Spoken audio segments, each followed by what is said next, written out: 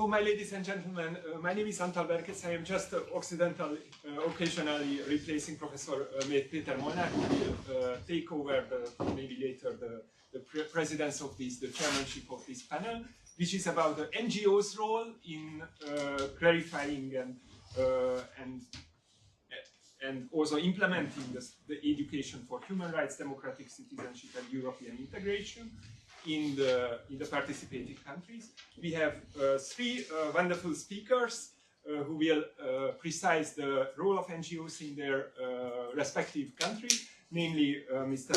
and Professor Kálmán Petőcz from Slovakia, Andreea Vornicu from Romania, and Rita Galambos from Hungary. So in this order, I shall just very briefly present themselves, and the floor will be yours for 15-20 minutes as you wish, and then we will have a very nice, I think, and very numerous discussion with an opening remarks from the part of the Independent Student Parliament of Hungary, and also from the students, teachers, experts, and even decision makers. So I hope you will enjoy this panel, and there will be an insightful and thought-provoking discussion. So let's start with the speech of Mr. Petőcz, who studied philosophy and physics at the Comenius University in Bratislava.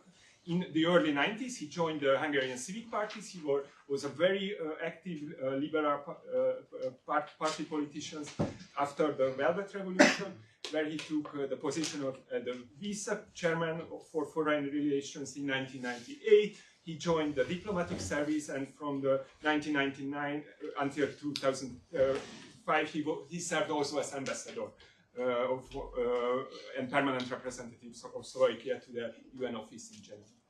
In 2001, he held the position of vice-chairman of the World Conference Against Racism in Durban, and between 2006 and 2010, he worked as the program director of the Forum Minority Research Institute in Somorja, Slovakia. Then he joined the civil service again as Director General for Human Rights at the Office of the Deputy Prime Minister for Human Rights and Minorities.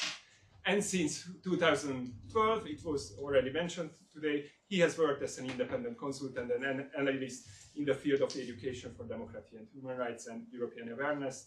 He is also the chairman of the Helsinki Committee for Human Rights in Slovakia, which body is the main founder and the body and the motor of the Human Rights Olympics in Slovakia, and vice-chairman for civic society and of the governmental council on human rights, national minorities, and gender equality. So, Professor Petőcz, great honor and pleasure to greet you here, and the floor is yours. Thank you very much. I'm already tired. Thank you very much for the introduction, and I would like to thank you very much, all the organizers, for inviting me to this very nice event. And I would like to say that I like to come very much to the Central European University. You asked me to talk about the role of the NGOs in the education, in the field of the education to democracy and human rights, but as you heard, so I have been engaged in so many fields and spheres of activity, so that my approach is more general, or more complex, and more holistic. So I don't want to just stick to the role of the NGOs, but to speak about some more cross-cutting issues. Because I think that when we speak about the education to democracy and human rights, and you might speak about that slide, because I came a little bit late. But the first thing that I think that the policymakers, or maybe even the NGOs, the civic activists, are not quite aware, or they neglect, or they omit, is to define precisely the aim and the goal and the meaning of the education to democracy and human rights. Okay, because the education to democracy and human rights is you mentioned that it's a cross-cutting issue, but why is it so important? Because it's not just a subject as all the others.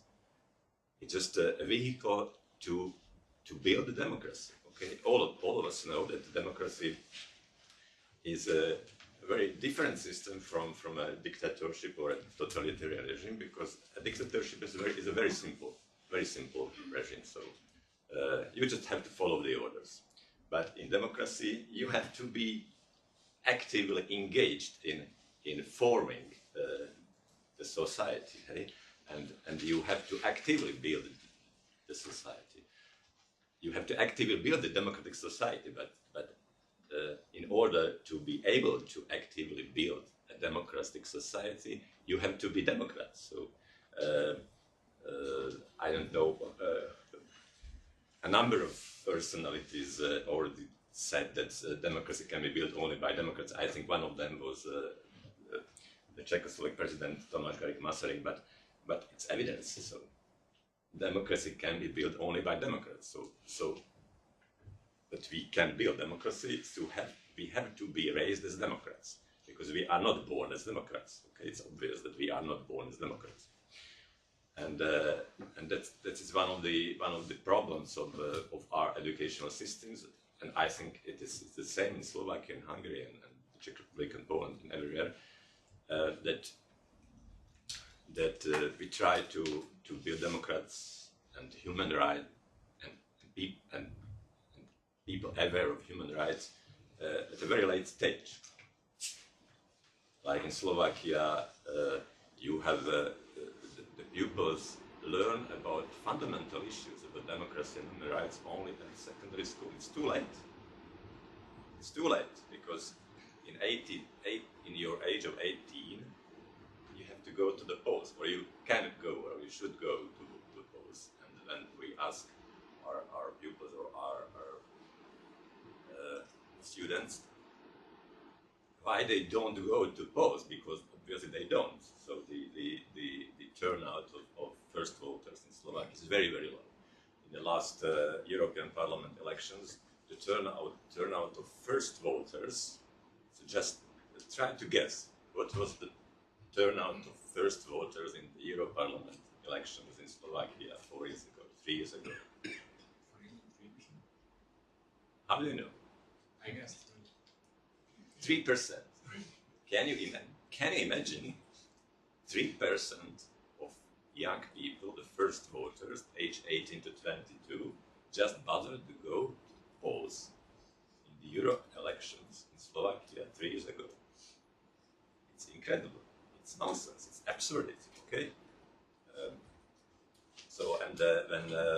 When we ask them why don't you go to the polls, why don't you go? They said we have not enough information. We are underinformed. We are not prepared. We feel a big responsibility. We can share. We cannot bear the burden. And then they say that when the young people are easy to be influenced, okay, by populists. Okay, but all these arguments are relevant, are rational, but are not relevant, because the same you can say about all the other groups of voters, okay? All the other groups of voters. So then the only way how to change it is obviously one way how to change it is by education to democracy and human rights.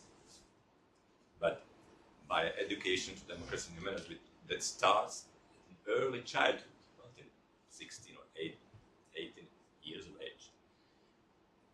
And this is one of the problems that when we speak about starting about education to democracy and human rights and generally to moral values or values, value-based education, then we of course have to invoke also the family. So the role of the family and the school is very important, but there is a big discrepancy.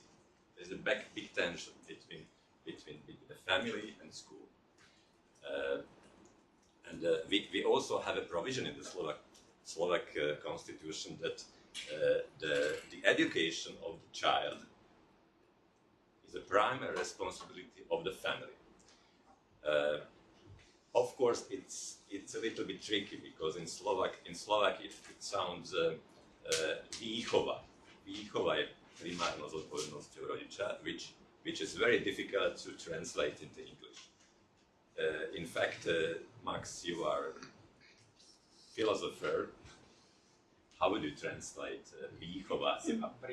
Upbringing, okay? So the upbringing. But most people or most traditionally thinking people in Slovakia or institutions like the church and so on, they understand by this upbringing, or výchova in Slovak, moral upbringing, moral education. But moral education is, of course, very closely related to human rights education. And this is one source of conflict. Okay, then the church is like interfering into human rights education in Slovakia. One of the biggest problems, I think, that we can identify immediately after the regime change in 1989, 1990, that there was a group of idealistic revolutionaries, like in Slovakia, Havel, and Czechoslovak Havel, on the other side in Hungary. And these people were somehow, they lived in some kind of misbelief that majority people think like themselves. Okay, that most people in former communist country were like quite aware of all the deficiencies of the communism, and they would very happily build a democracy even under the condition that almost nobody could like conceptualize what a democracy really means. Okay, so and I think that they were a little bit idealistic in the way that, okay, they put all the provisions about the democratic institutions, the rule of law and human rights in the constitution. The constitution and the law are perfect, okay? But then they thought that the democracy would work like a perpetuum mobile. Then we put it into the constitution and that it should work like automatically. But it's simply not the case. Democracy can also work when the democratic people make it work. Okay, and so that the democratic people can make it work, they should be like raised or educated to democracy and human rights. Of course, there come the other group of politicians that they thought in a completely different way. They were not idealistic. They were very pragmatic. Okay, they blocked, deliberately blocked all real efforts to introduce education to democracy and human rights into curricula, because it was against their interest, of course. If you are free and thinking democratically, of course you can better control the government, which is of course not like a dream of a populist population that you would be able to control them. And this is also why I think that these two reasons are the two most important reasons. One, idealistic approach of the liberal revolutionaries, and the pragmatic approach of the populists that really no real or systematic education to democracy and human rights has been introduced into Central and Eastern European education systems. And we are facing now a situation that we have to challenge very important problems or challenges. We have to face a lot of challenges of European and global dimension, and many people, and even young people, are not able to react like constructively and positively to these challenges because they are not prepared, because they didn't receive a proper education. Yeah. If you have any questions, just raise your hands and just interrupt me.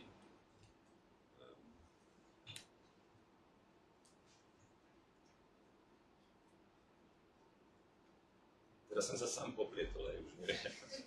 Sám pověznič. Now, the other problem is that, of course, now many governments, just to show goodwill, outsourced the problem of education to democracy and human rights to NGOs. This is also the case in Slovakia. On paper, we have marvelous strategies and action plans, okay? But when it comes to practice, most 90%, even more than 90% of all tasks put in these strategies and action plans are outsourced to NGOs. The NGOs make a lot of work, but without real institutional support and real even political support from the state. So this activities of government, of NGOs are they cannot make the difference because there are a lot of NGOs. They go to schools and organize non-formal, informal activities. But when we speak about secondary schools, and I think this is the main focus of this discussion, in Slovakia there are 1,500 secondary schools also. Now, how many schools can you reach with the program? Okay,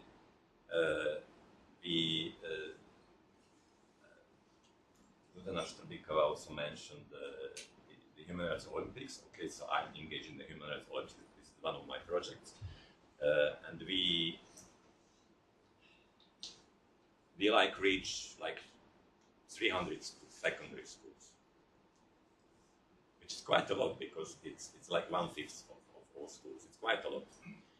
And what's the difference to other similar programs that are organized by a couple of NGOs? That we are going not only to secondary grammar schools or gymnasiums, but also the secondary vocational schools and technical schools, which is the biggest part of the problem, obviously, because my colleagues,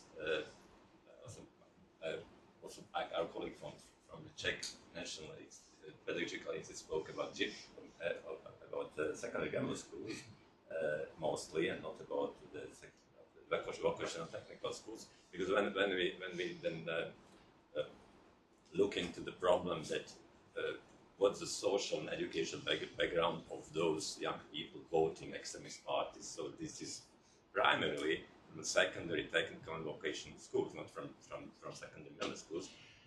And this is a very big problem, how to reach those young people that are attending secondary vocational and technical schools. Because when in secondary grammar schools, okay, I think that the social science, the humanities, and education, the democracy and humanities is very, very low on the agenda, but still they have at least something. But in the secondary vocational schools, they have almost nothing. And when it comes to this new trend of organizing this dual education, dual apprenticeship, then they have almost nothing. Everything is about practice, and theory, but theory related to the practice, but not about humanities and education to citizenship and democracy. And this is something which I think that neither Slovakia nor Hungary.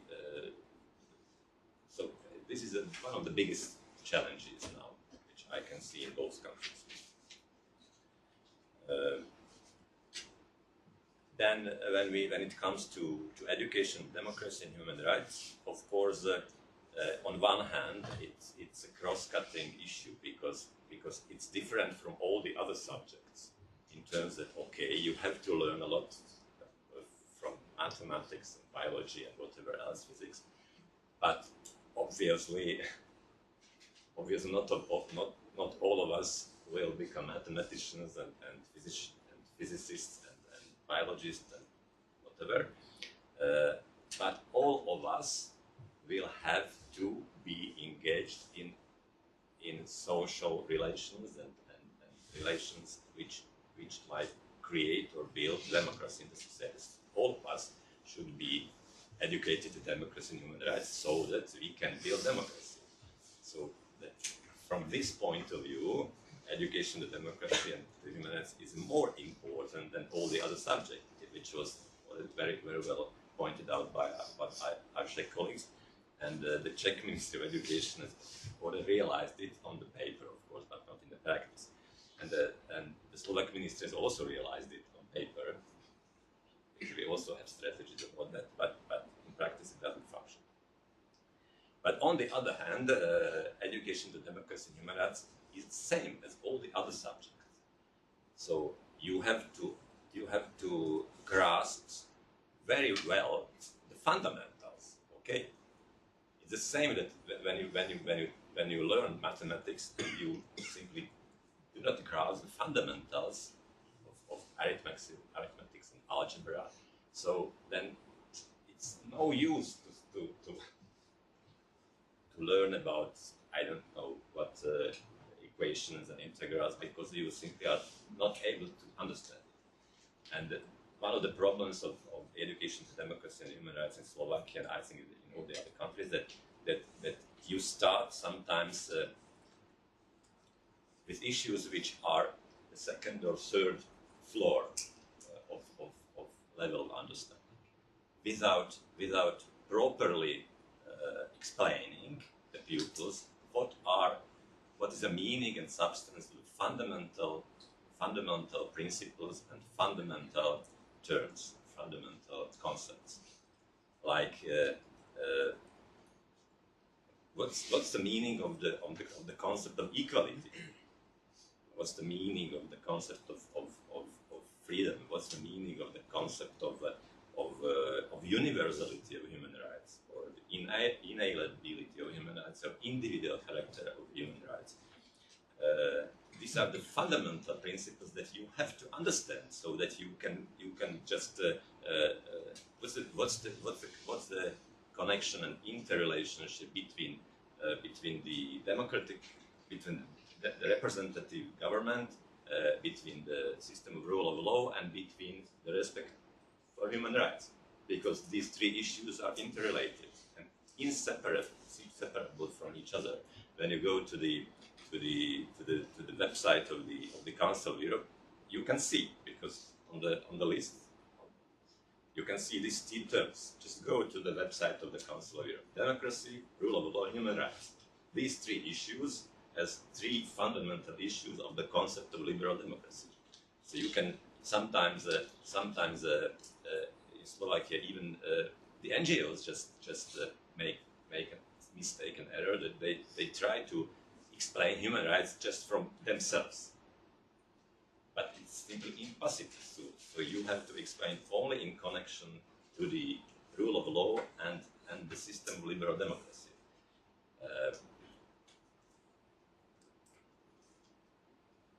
So what we try to do, in those projects where I'm engaged, like the Human Rights Olympics, or I also teach at the philosophical faculty in Bratislava, or I help in another project, and now I came to the title of your conference, that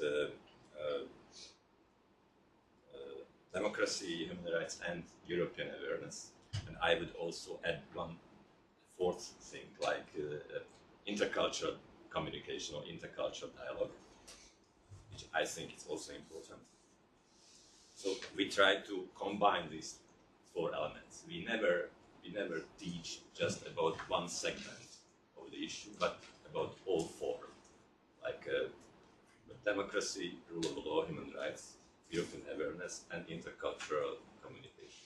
These 4 or 5 things are always involved in the explanation.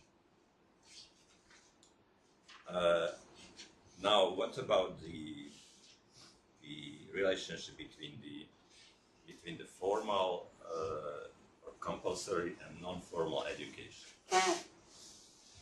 But for the state, it's very like convenient to outsource it, the education to human rights and democracy to the field of this non-formal education, and to credit it to the competence of the NGOs.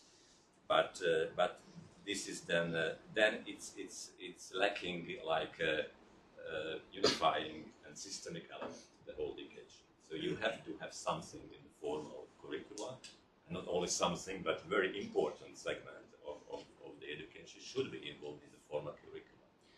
And then you can add non-formal and informal activities, but it simply doesn't work in a way that everything on education, on human rights and democracy you receive through non-formal, informal activities. But it doesn't work because also in the field of NGOs there is, at least it's my experience in Slovakia, it's more about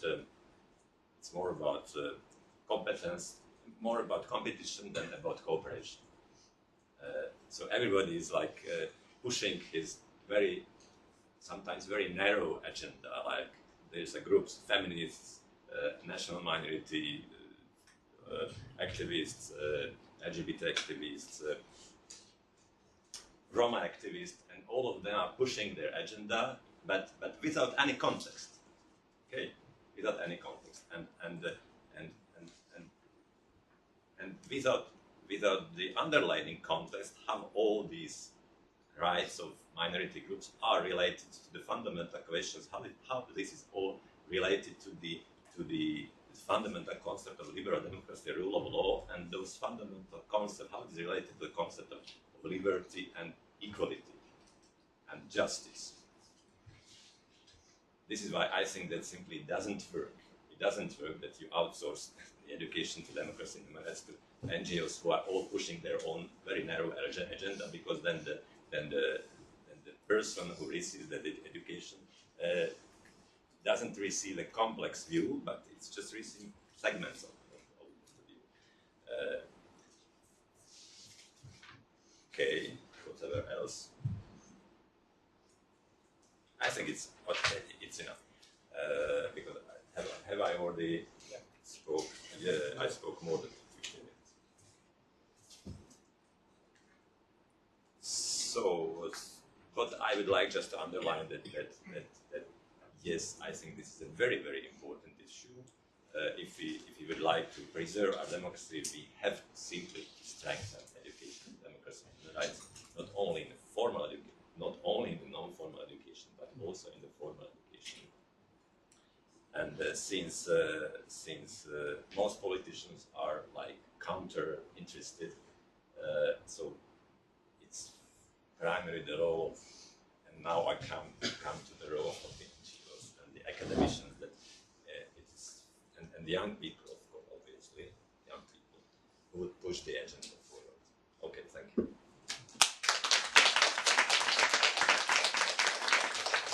Thank you so much, Professor Petőcz, for the insightful remarks. And it is clear that now NGOs have a difficult time when they are when these basic tasks of education, democratic education, is outsourced to them. They have to face also this competition between themselves, as we heard. So we will see how it works in Romania, from where we have Andreea Vornicu from the Centrul, pentru, Studiul, Democratiei. Thank you so much for coming, Andreea. Andreea Vornicu is PhD scholar, PhD fellow at Babes-Bolyai University. She is involved in numerous research projects focusing on education that address topics like PSA scores and low educational performances, or religious youth organizations and social capital formation, inequalities in education, and core determinants, or in migrants integration. So very actual and ongoing debates about the current state of democracy and democratic education also. Meanwhile, her PhD thesis explores the way emerging donors are building their international reputation by designing educational projects consistent with international norms, especially as teaching for. She has as well teaching and lots of training experience. So, Andreea, thank you so much for coming, and the floor is yours. Thank you very much for the invitation, and my presentation tonight, because it's dark outside, It will be more about democratic deconsolidation, and I will show you the relationship between these trends, this regress on stable democracy and democratic countries, and education for human rights. And since I was advised to come up with a very interesting story, just to make my presentation very nice and pleasant, I will tell you about one of my sort of revealing experiences that happened here in Budapest last year. It was a huge protest, and I had my vacation here, so since I'm a political scientist, I was very interested to go outside and talk with the people. And there was a lot of police forces, and I knew already what was going on then, but I asked the police officers why people are protesting, and the police officers told me that there are two groups. The youngsters are protesting anti-ISIS, because refugees are ISIS, and I asked then the old people what are they doing there, the seniors, and I was told that the seniors are pro-terrorists and pro-ISIS. And it was very, very confusing, and I went again and started talking with the seniors, and I asked them, why are you here in front of the parliament? And the seniors told me that they are here to defend European values, and they believe in European construction. And they want to transfer this message to the youth generation that is protesting against refugees and is protesting or is supporting the Orban government. So it was sort of a revealing moment, and I will start asking questions, why are we in this moment here? Why do we have to confront with this kind of situation? How did we end up here? And it's not only in Hungary, it's also in Romania, and it's also in other countries like Poland or countries surrounding us. In Romania as well, we have a government that is ruled by a party that it's not necessarily formed by extremists, but it has a lot of extremists inside. And they promote their policy. And now we have these messages, anti-refugees, ultra-nationalistic, and anti-Soros, as in Romania as well. Everything that works bad is Soros. So we are confronting with this similar discourse. And as a political scientist, I was wondering, what did we do so wrong? And as you might know, political scientists are very, very good in explaining what has happened in the past, or maybe what is going on in the present, but are not very good in predicting the future. And even though we had signals from the last years that some things are not going in the right direction, sort of political scientists ignored it. And they were not able to transfer their message to policymakers. So I will talk a little bit about this issue, because it's a situation of crisis, actually. So we were aware that the youth generation basically is radicalizing, does not share any more democratic values. In world value surveys, when youth generation was asked, what do you believe about LGBT community? What do you believe about Roma community? Would you live with Roma community close to you? Your generation is more likely to respond that they hate Roma, that they do not believe in democratic values, than their peers that are older. So in Europe, if we look at data, we will see that the older generation, seniors, people that were born after the Second World War, are more tolerant than the younger generation. Which sort of brings us together here. And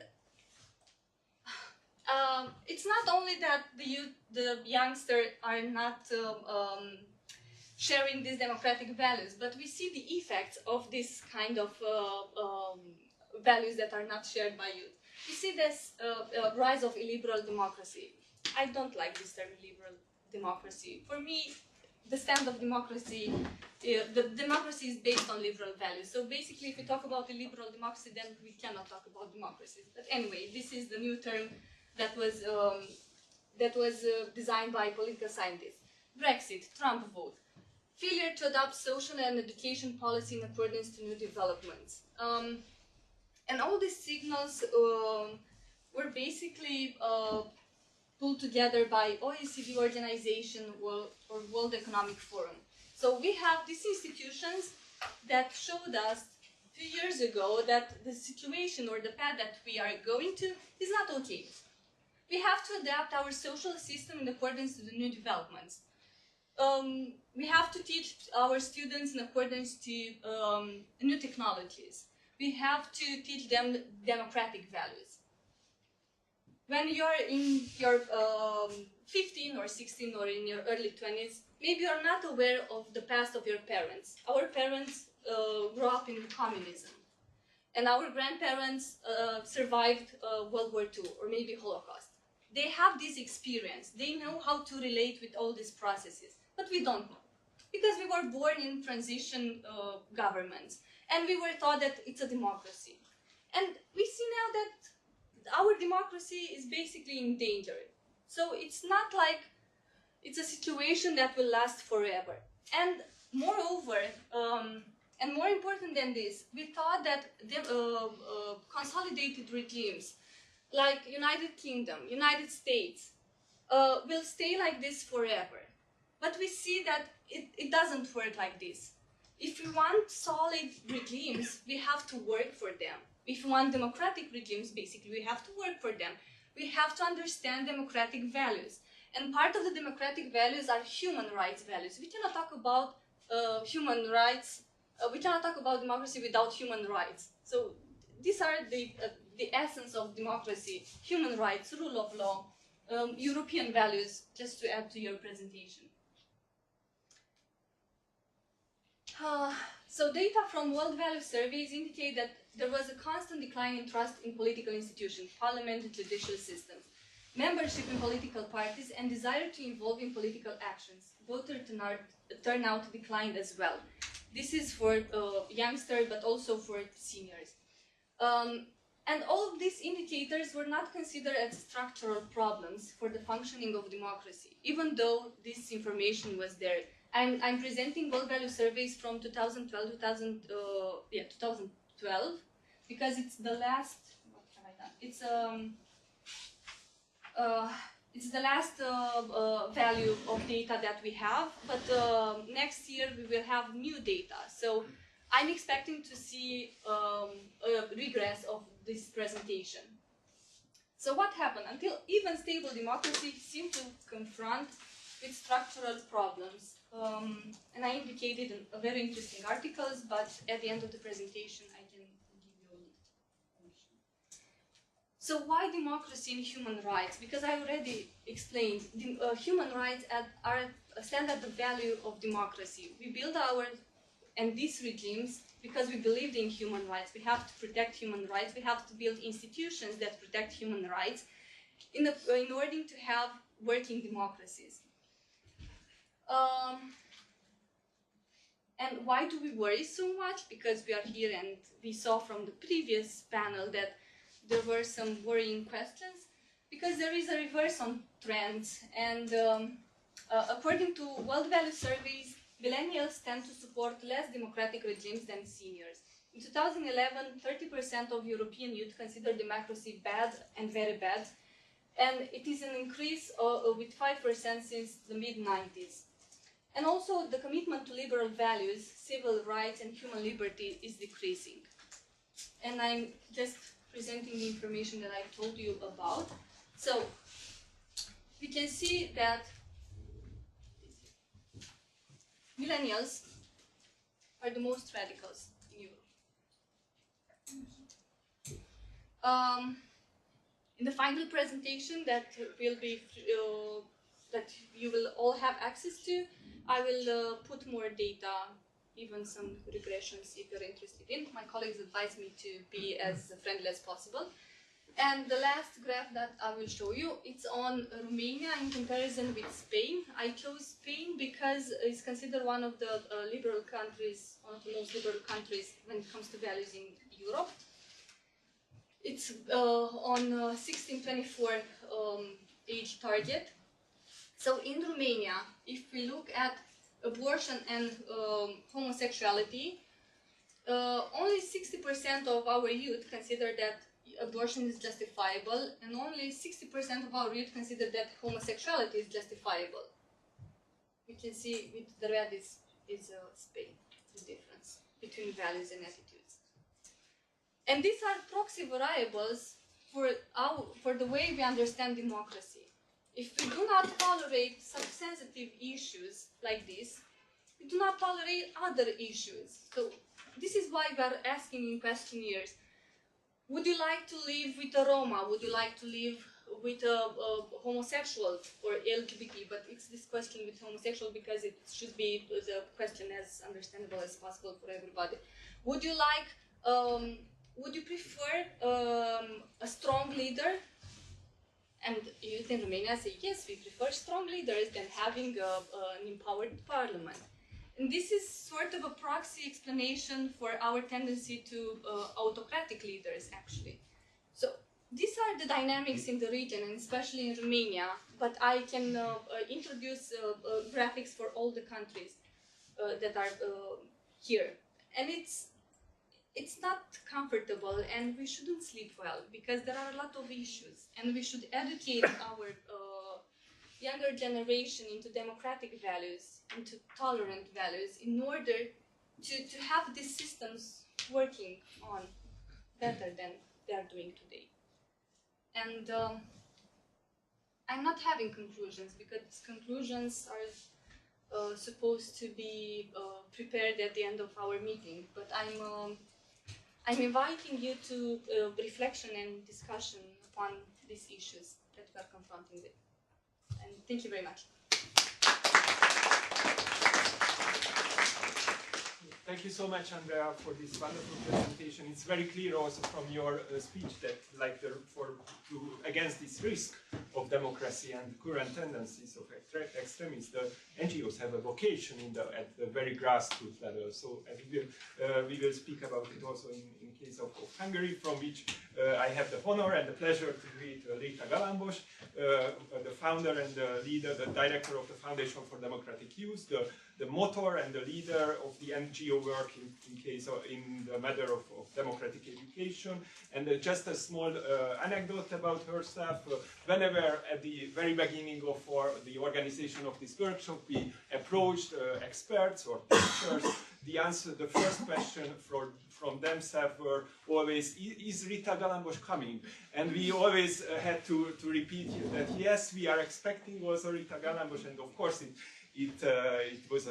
this incentive worked, but this is not the reason why the government is not present, but the reason for why we are so numerous today, one of the reasons. So Rita, throughout her long career as teacher, educator, and curriculum and organizational developer, coach, and NGO leader, has always been striving to provide adequate support for professionals and organizations so that they achieve the most effective way they can in various settings and conditions, with a special attention to promote and defend democratic values. She used to work also as teacher and author of a series of French manuals and for primary schools. Then she used to work also at the Institut Français in Budapest, and course developer there and author of a series of French manuals. Between 1992 and 2004, she worked as the director of the Civil Education Project in Hungary and Central Europe, and since 2005 she is the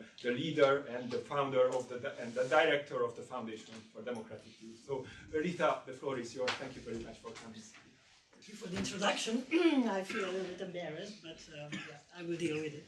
So thank you very much for the invitation. And thank you for the introductions, because actually you spoke about the basic issues, so I can be a little bit more precise about the situation in Hungary.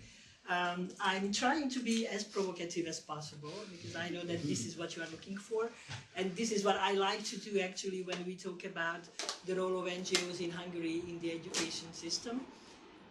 You mentioned that the human rights education or education for democracy is outsourced to NGOs. I think it's too much to say about the situation. I don't think it's outsourced because they want it, because the governments want to outsource it, it's happening so. And so that is my starting point. And also my starting point is, you mentioned the liberal democracy, and you don't like the term. I don't think we like the term. But we have a prime minister in this country who believes that he's building a liberal democracy in Hungary, and this is why you met all these contradictions at the demonstrations last year. So we are in a situation where we live in a neoliberal democracy, to our greatest surprise, because this is not what we were looking forward to. And in the same time, we are a member of the European Union, and we are a European country, and we meaning probably the majority of the society, still believes in democratic values in the liberal sense and not in the illiberal sense. So this is my starting point, and actually the position from which I'm talking is that I'm an NGO person. I'm also, as you said, a teacher and trainer, so I'm working with professionals, I'm working with other NGOs, but I'm also working with young people in secondary schools and universities, so more or less your age group, and actually I'm very pleased to see the representatives of the Hungarian independent student government, with which we are working together a little bit and trying to help as much as possible. So I don't know how to change the slides with this. Okay. So I thought that I'm using quite a lot of pictures because I think it's easier to understand a few things. So first of all, when we are talking about education, we are talking about young people, obviously. So a recent survey calls your generation, actually, in Hungary, the silent generation. And that was a survey, a representative survey done by a company which does this representative survey on youth every other year, the Hungarian youth. And actually, what they found was all these. I'm not going to read that, but maybe what is interesting is that almost half of them accept the values of their parents. They accept the status quo, if you wish. And they had a certain number of uncertainties, like whether they would pursue studies at universities or whether they would be able to start a business. And I will explain that to you later why I think it's important.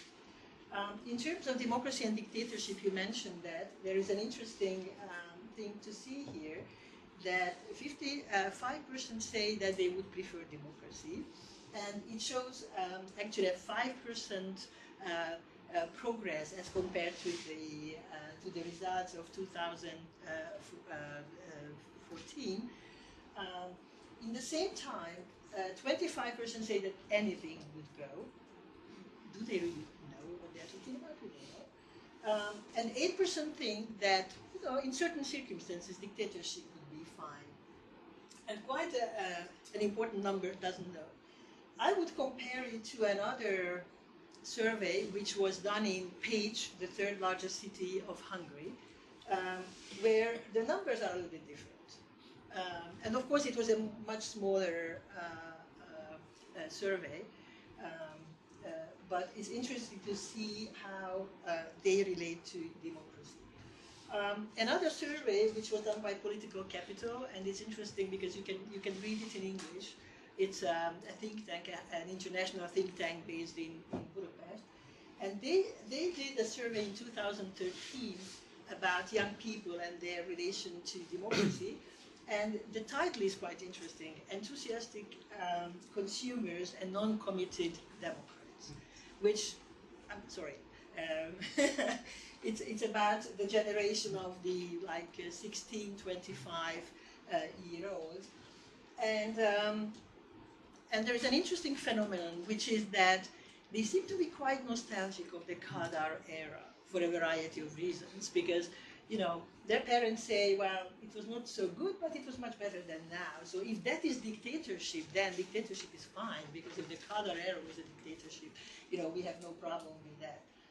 But what is important is that they place personal and material security often before the social values, political and social values such as tolerance, solidarity, and others. So the situation in Hungary. I must say that many things you mentioned, Kálmán, about Slovakia, and you mentioned about Romania are true. We have wonderful papers, we have wonderful national policies for education, for global education, for human rights education, for civic education. Not much is visible in schools. So there is no formal citizenship education in Hungary. There is no formal education for European integration. I can tell you interesting stories about the lack of that. Now, another important issue is that the school climate in general is not conducive for democratic education. Our schools are very rigid. You know, we have 3 rows and we have frontal presentations in 80% of the cases. We don't have, you know, 21st century technology. It's surprising, I know, sitting here, but it's true. There is a very strong lack of interactive, inclusive teaching methodologies. So students are passive, active, or how to say, spectators of what's happening in schools. There is oftentimes lack of professional interest of the teachers to deal with such subjects, because now in Hungary, everything relating to Europe, to democracy, to human rights is labeled as political. And since you can't talk about politics in schools, according to the current regime, then teachers would try to avoid such subjects because they don't know what would happen to them. And since the representatives of the independent student government are here, I think it's even more important to say that there is a very weak student representation in our schools and universities as well. Now, as a few snapshots about the situation. Maybe you heard in the previous panel that Hungary is the only country in entire Europe where 50 hours of compulsory community service was made compulsory. So there is a burden now on schools how to organize that. There's absolutely no funding for it. There was absolutely no professional preparation. So my organization is one of the rare organizations dealing with that in our schools, and I can tell you it's not easy for the teachers to do that. Actually, this picture was taken by one of our colleagues at at the community service operation. Now, as Kálmán mentioned, human rights education or education for democracy is mostly done by NGOs, not because it's outsourced, but because, as you said very well, NGOs have their agenda. And they are very, very determined about their agenda, and they try to go to secondary schools and universities, mainly to secondary schools, but the money comes from abroad. And you know that, like in Russia, in Hungary now, a new law has been introduced, and my organization is one of the foreign agent organizations. So we get more than 7 million foreigners from abroad, and from Soros and from the Norwegians, so we are really evil. So most of the work done by NGOs in Hungarian schools is financed from abroad. There's no money locally, basically. And there are other NGO representatives here, so they can say whether it's true or not. For instance, the Dutch government, the Dutch foreign ministry, funded a very interesting curriculum development process, and I was one of the advisors to the project, whereby 8 Hungarian NGOs contributed to the curriculum development, so that they can, you know, we can teach the rule of law and democracy in schools. But again, the Dutch government gave the money for it. For instance, my organization is doing a lot of debate education in secondary schools and universities. All the money for it comes from the European Union and from the Open Society Foundations. right? So you mentioned that you are working with 300 schools. I think it's quite impressive. We are working about maybe 20 to 50 schools a year, and maybe 1,000 students and a few hundred teachers. We are very proud of it, but we think that it's a very small segment of the whole market. NGOs do a lot of training, a lot of activities in schools, and also, for instance, this NGO from Page prepared a board game, to teach human rights. So there are a lot of activities going on by NGOs. And here is a slide about the independent student government, whom we are partnering with, which is the only independent student representation in the country. And look at them, how proud they are. And they should be, and they will talk about their work, and I think it's very impressive. And what they do is activism and advocacy. And a small group of people doing something really exceptional. Now, so there is no formal human rights education or education for democracy in Hungary. There are all these NGOs trying to get in the school. So just imagine this bastion, which is the Hungarian state education system, and all these NGOs trying to get in, like the Turks to Buddha in the 17th century, and they are very successful in getting it. There is one NGO representative who can talk about how they even created a school based on these principles, which is very impressive. But other things are happening outside the school, and while we believe, and I think we all believe, that democracy can be only taught through experiential learning, so please don't introduce a subject matter in schools where I have to regurgitate what is taught to me about the history of democracy and the electoral system, because that's very useful, but it doesn't help me to become a good citizen or to understand how things work. So there is more needed, and this is experiential learning. So how Hungarian students do that? One, you may remember, you are too young, but the older generation may remember that in 2002 and 2003, hundreds of Hungarian students organized rallies and occupied universities and even blocked Elizabeth Bridge. And it went on for 2 years, and then it evaporated. It didn't really continue, except that the founder of the independent student government was 14 when it was happening, and he felt really motivated to create his own organization. Another interesting series of demonstrations which took place in Hungary in 2016, there was a solidarity rally all over the country for the freedom of teaching and the freedom of education, and that was the symbol, so many students actually organized demonstrations in their school or around their school, and that was a wonderful period, and we were very hopeful that then finally something will happen. That's what happened. That's more than nothing, not enough, as you would say. And then this is maybe what you were talking about, the civil heart movement, the civilization movement, where hundreds of NGOs united to defend the CEU's case and also the attacked NGOs. And many young people were among the organizers, some of them present in this room. And thanks to them, and many young people really felt that that it was time to move and to get involved. I really like to have these lists, like what would we need in Hungary and maybe in other countries of the region to have proper civic education, education for democracy, whatever, is first of all more freedom. In Hungary we have a central curriculum, and you are not free to choose what you teach and how you teach, which didn't happen since '85. So that's quite interesting. We also would need democratic spaces for use.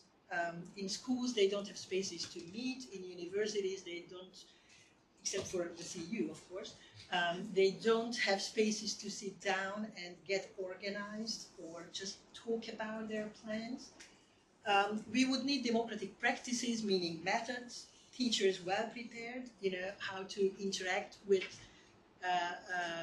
students and how to get them engaged in democratic practices. We would need strong student representation more than your organization. We would need more of them and competition among them. And maybe, first of all, we would need a consensus on democratic values and also on how to teach them and what to do with them and how to help young people actually to understand what you were talking about.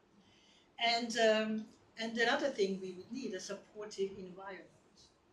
So, for instance, not to have the debate whether we can talk about politics in schools or not, because we have to talk about politics and we have to talk about democracy and we have to talk about the Holocaust and all these things. Otherwise, the young generation will stay ignorant. But we don't have the supportive environment. So, this would be my list of wish, or maybe a stronger language should be used. So, if you are interested in what we do, or what else is happening in Hungary, please, get in touch.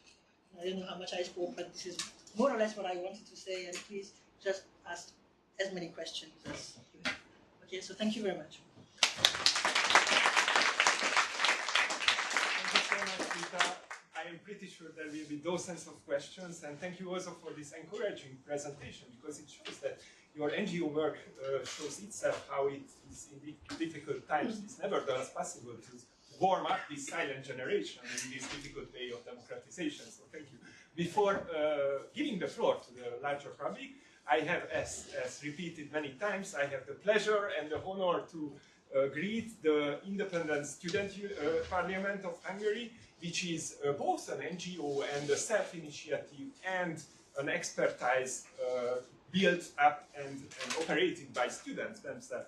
They are certainly not representatives of a silent generation or a non-committed Democrats, but on the contrary, they are self-confident, creative, active, and engaged in empowerment and representation of school students and more broadly the youth of Hungary. So it is a very strange time for them, because they, I think 2 weeks ago, they had the new elections of this independent student parliament, but they nevertheless kindly accepted our invitation, and both from the former president Gaspar and the new elected members. So your presence is highly appreciated and recognized. Thank you very much. And I present you one of the new members of the Independent Student Parliament, Laura Todt, who will have the floor for a little speech of 6 minutes. Thank you very much. The floor is yours.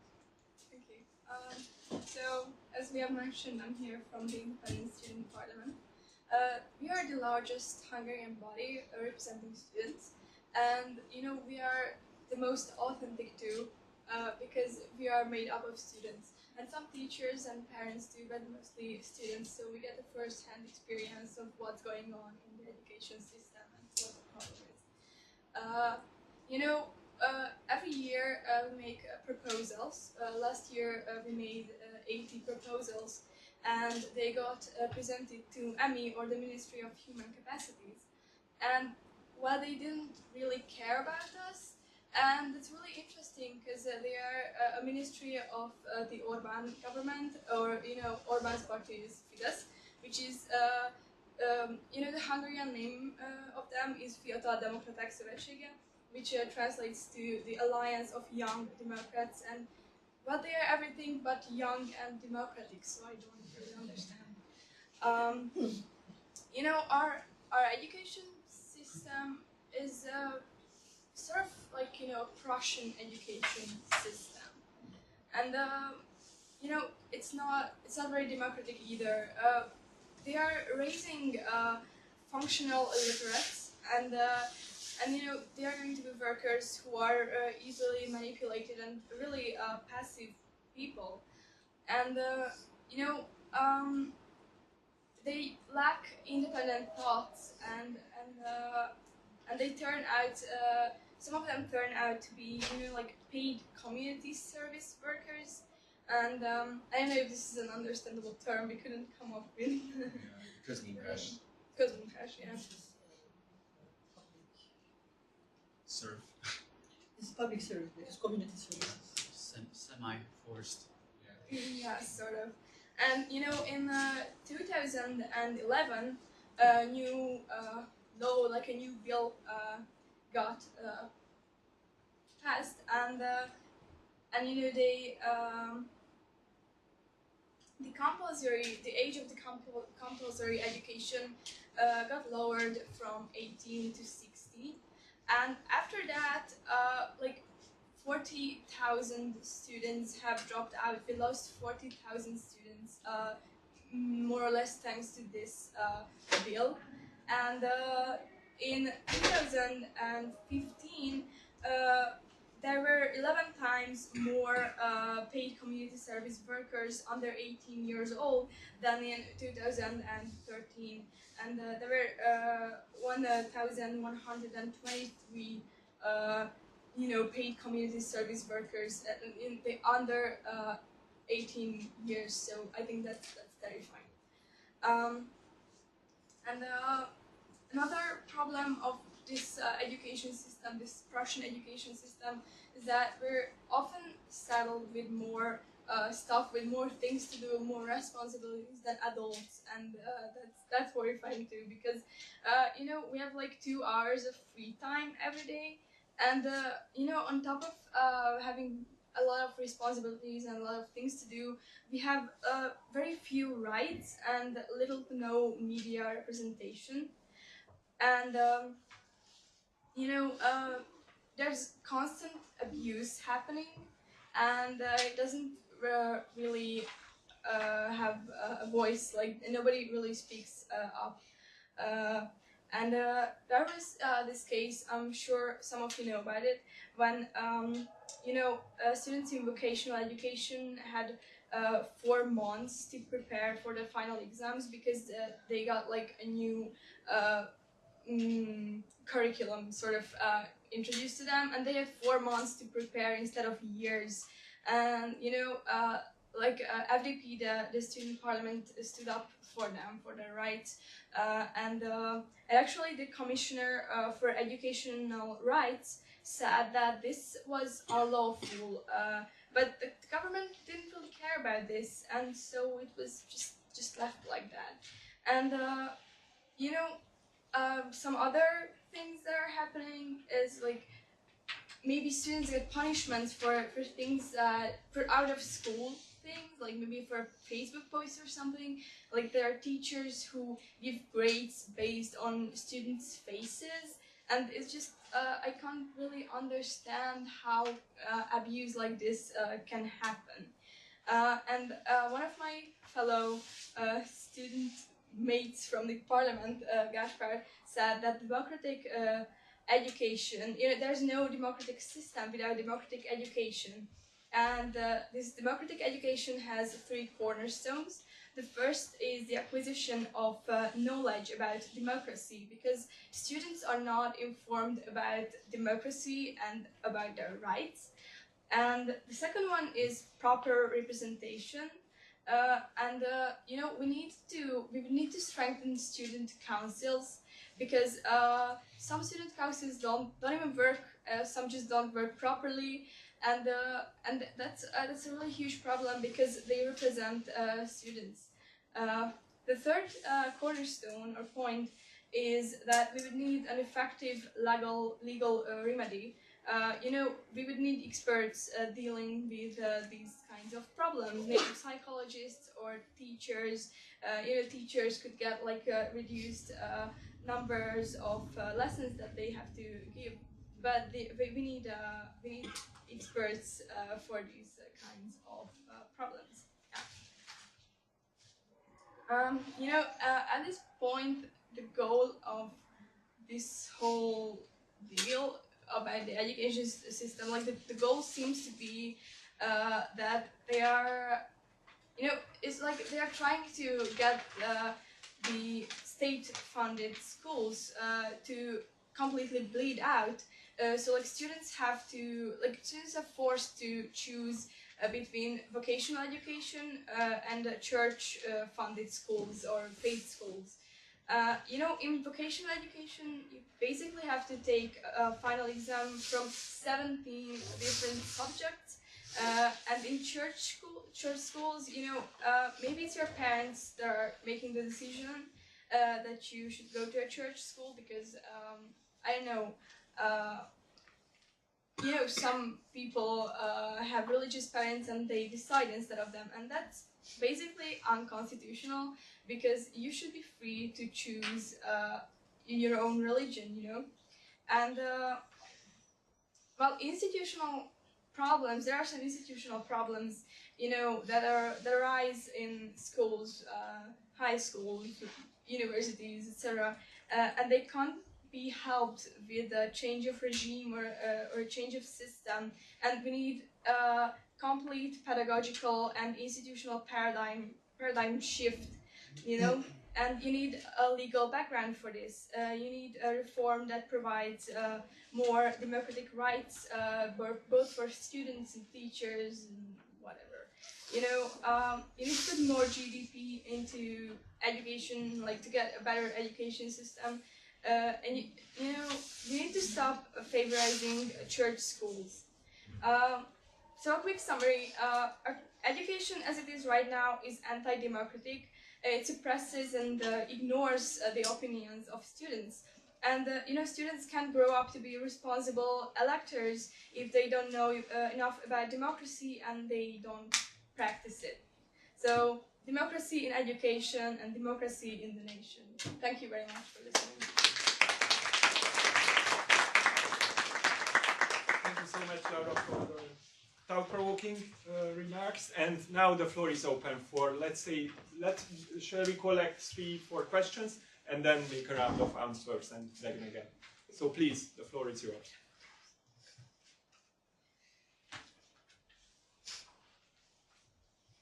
Questions? Yeah, Max, just warm up the audience. Many thanks for the engaging presentations and also for sharing, in some cases, personal views of your experience from the NGO sector. I'm interested, of course, I'm watching this more from the Slovak perspective, but what is your possible explanation, if you have any, of the lack of attention on democratic citizenship, human rights education in the media? Because in Slovakia, I really observe this issue that the media are not really challenging these questions. They are not really addressing the problems that are so often being raised at fora like this one.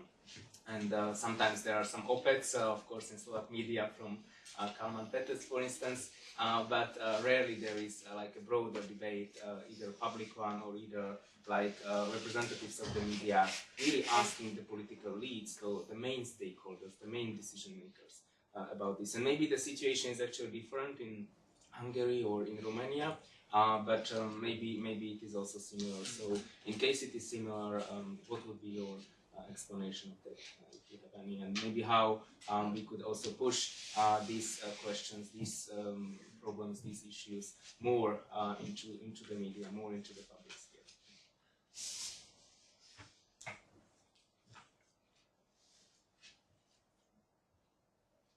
Who wants to start? Yeah.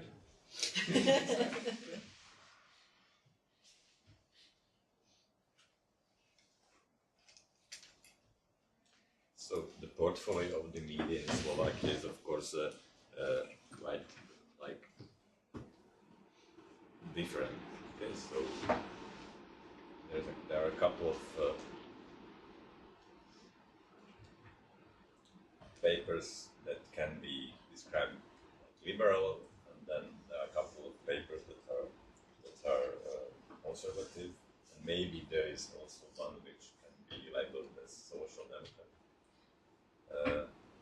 Of course, I would expect that the liberal media would push for it, but you know, it's very difficult to understand how the media works. So because now you have this which is clearly a human rights issue, this Me Too campaign, okay, but it needs a celebrity to be involved, because it's very difficult to get the topic into media if it's a very a well-known person is involved in the issue. And this is one of the issues when either in the States or in Hungary or in other states, a couple of well-known personalities got involved, and then it became a topic also for media. But like the education, democracy, and human rights, it's such a not attractive issue for the media that I don't know how it can be like personalized. That it will be interested for me. Of course, then on the other hand, there is the role of the public media, and then that's an issue whether there is at all that there is public media in our countries. I think that paradoxically in Slovakia, the public media is I would say that it's not that kind of public media like a BBC, but I think it's much better than it used to be like 10 or 15 years ago. But you know, of course, it needs more effort also from the kind of the NGOs, the academicians, or those who are real experts in the democracy and mass education. But there are very few, because you know, that human rights is not a subject at any university. So in law schools, it's not such. There are not enough. There's not a critical mass of real experts on the issue of human rights, unfortunately. So it's very difficult to find those people who would push this agenda to media, because all the NGOs are so involved in their own issues, and they're overburdened by the administration and all the other things that simply they lack the energy to even do the PR campaign for human rights. Okay, so in Hungary the situation is very clear, much easier than you described, because we don't have independent media. So you know that all the print media has been bought up by the government. In the countryside they have 28 different media blogs, and every day they have the same cover page, just like in communism, and they have the same content. So there was one picture of the 28 different county daily newspapers. So that's one thing that makes it quite easy. So I think the answer is given very easily. Now in the online sphere, it's different, because there at least we have some liberal ones, and they are actually very outspoken about, not that much about education for human rights, but at least for human rights, and they do very good campaigns like the Helsinki Committee and TAS and others.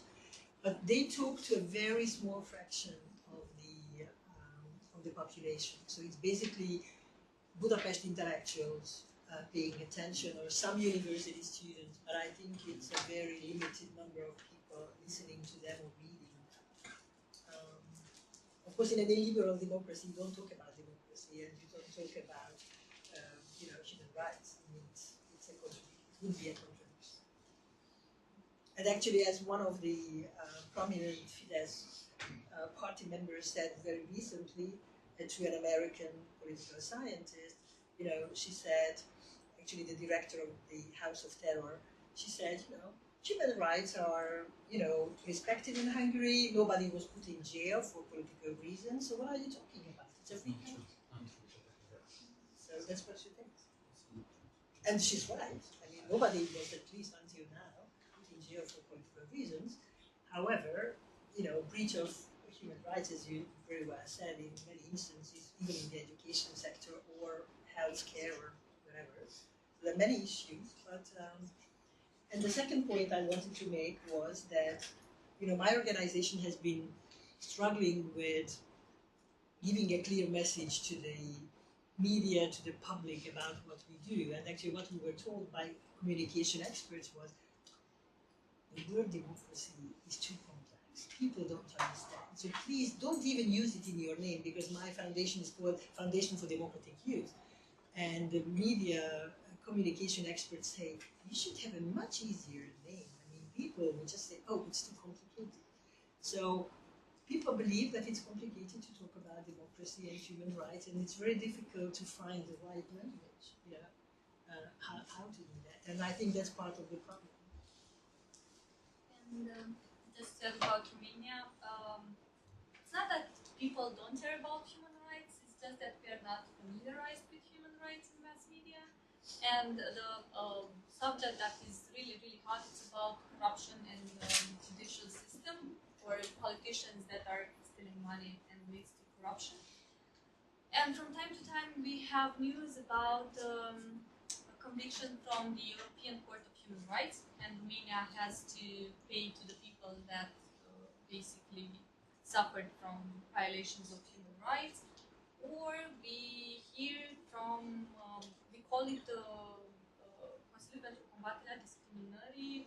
In translation, it could be the council that fights against discrimination, and from time to time there are cases that go there and involves women or Roma or different work situation. But it's not like it's in the public discourse. It's not attractive. It's not selling to talk about education for human rights. It's selling to talk about education, or bad education, which is happening in the day.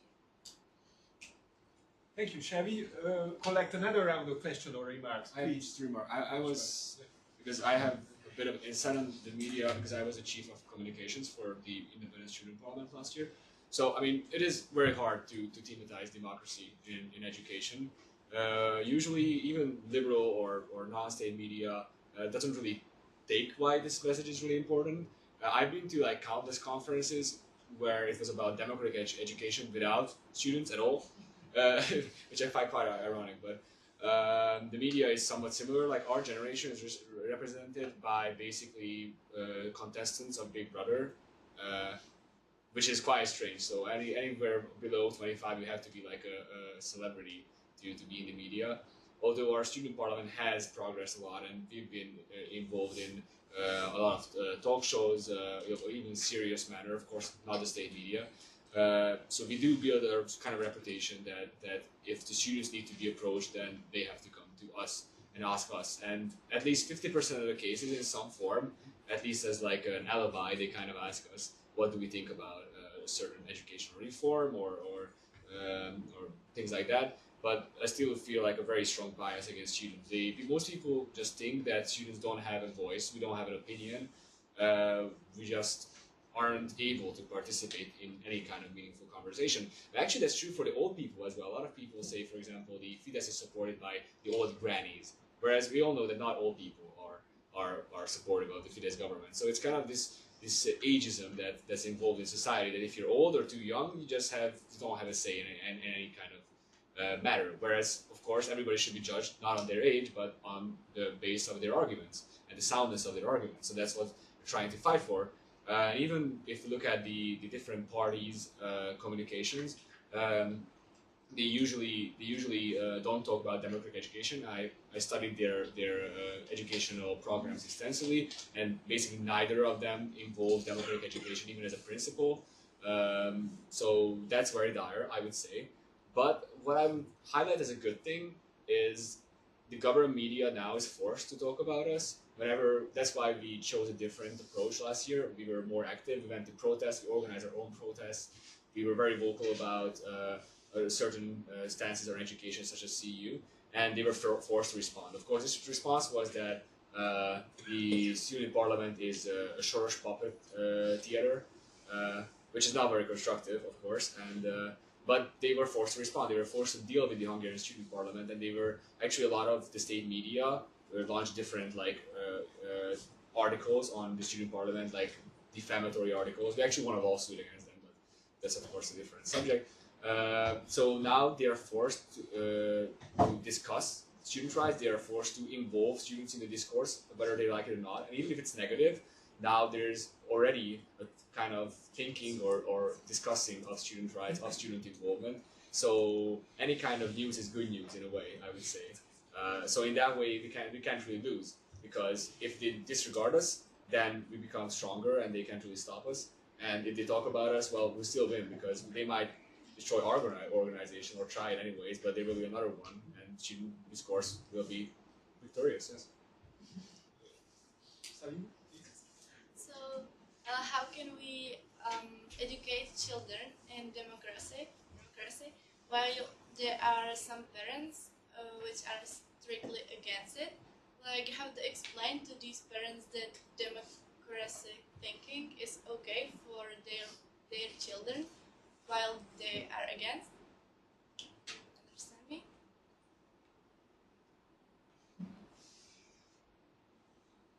So the question is whether how to teach in a democratic way to students whose parents are not thinking in the same way. Yeah.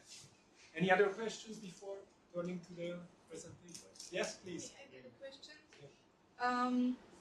It's connected with the previous one, and that's why I'm asking.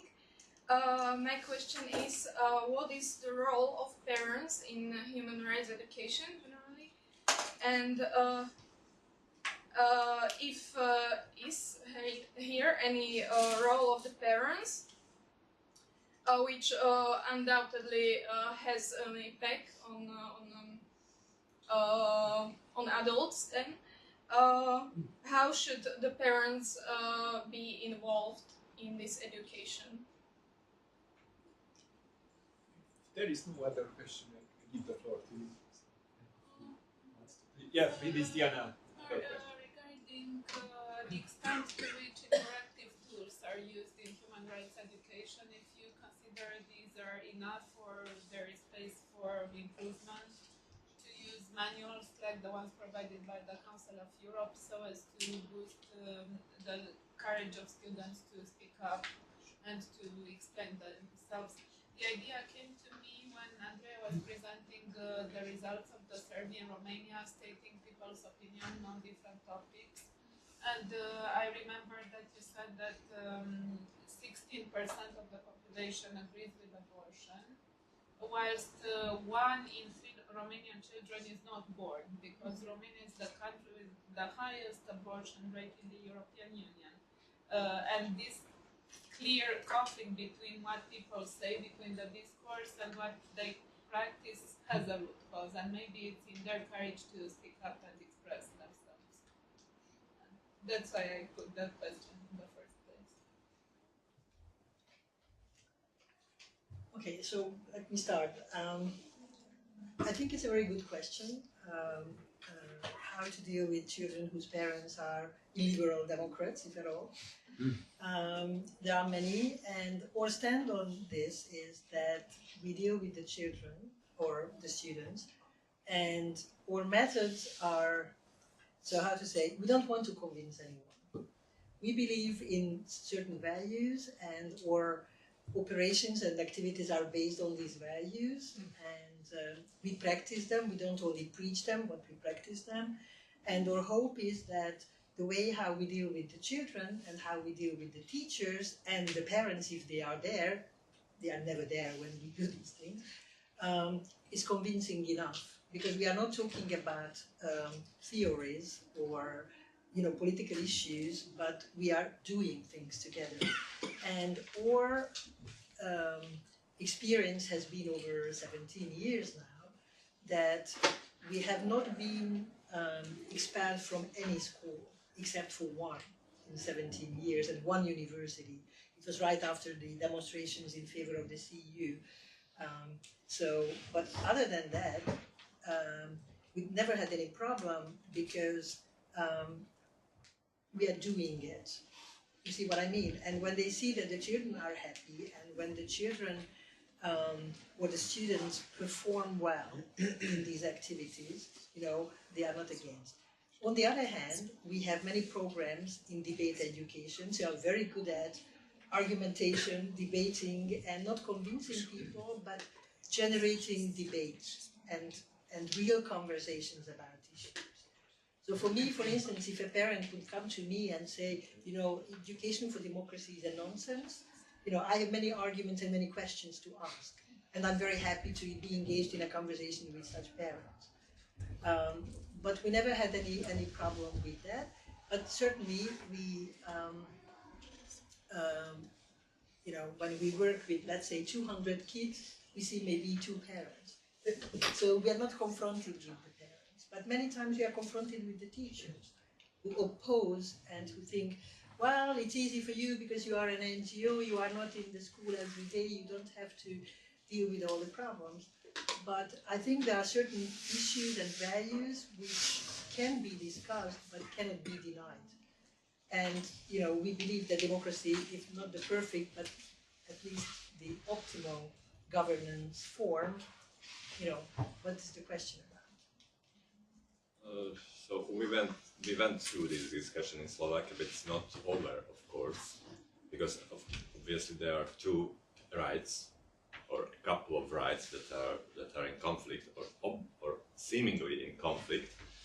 When we speak about this, when we would like to answer a question, because it's true that in the European Convention on Human Rights there is an article about the right of the parents to decide, or what's the term, for the education of their child according to their philosophical and religious beliefs. Okay, that's a clear right, which is embedded in the European Convention. But on the other hand, you have the Convention of the Rights of the Child, and you have to simply balance the rights of the parents and the child. It's because all human rights are interrelated, so you cannot come with the argument that the parents have this right, because first you have to interpret that right, and many parents or many activists from the conservative or traditionalist groups use or invoke this right in a wrong way. We have a decision of the European Commission on Human Rights from 1976, how to interpret this argument, how to interpret this right. But most people don't know about this. But it doesn't mean that this right can be invoked against the natural rights of the child, because the child, on the other hand, has a right to quality education, and it has the right to democratic education. It's embedded in the Convention of the Rights of the Child. So you have to, every time you have to balance various rights which come into perspective. So you can, and of course you cannot solve the conflict in an authoritative way. You have to be engaged in dialogue. So it's clear that if a parent comes with this argument, you have to talk with them. You have to be engaged in discussion. You have to explain. We have to understand each other. So there is no other way in democracy how to solve problems than to be engaged in dialogue and to try to solve the problems in dialogue. This is the problem with I think sometimes in Slovakia and Hungary that these very sensitive problems are decided authoritatively, which is not a democratic way. Either on one side or the other, of course. I don't like those human rights activists that they say that sometimes they invoke the Universal Declaration of Human Rights as a holy script. It's not a holy script. You can discuss everything. So you can discuss from scratch everything, but you have to come with rational arguments. You have to come with scientific arguments. And then you can, of course, overcome a position that maybe you can even come to a conclusion that you have been wrong. Okay, but it can be done only in a participatory democratic way. To answer to very good questions that you asked. I don't think there is a recipe on how to deal with the parents that do not support your values. But from my experience with my students, I have students that have come in the first year with different values or a set of values. And during their education, I see how they sort of shift and adopt other values. And I understand that part of these values that they have are basically sort of taught in school or in family, and I respect that, because first of all we are socialized in family. We learn from our parents about our country's political systems or democratic or non-democratic values. And we believe them because they're our parents, and I respect that. But on the same time, I try to provoke my students to try to think for themselves. And when they go home, to try to explain their parents their view in a very polite and democratic way. I mean, it's okay to have different opinions.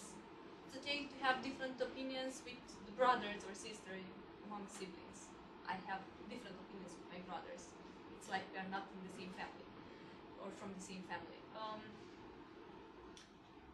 So I think that honest discussion with parents are the first step. And you have to engage, and you have to explain why do you believe the things that you believe in, and why you have different values than they have.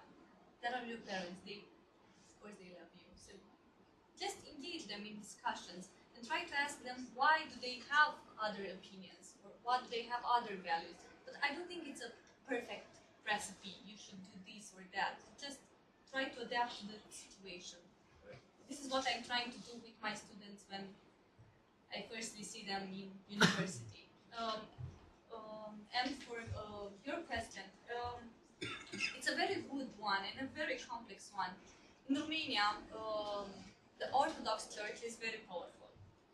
And basically, in surveys, Romanians declare themselves Orthodox and followers and believers, around 90% of Romanians. This is what they declare in surveys. And it's comparable to Polish, except that the Polish are Catholics.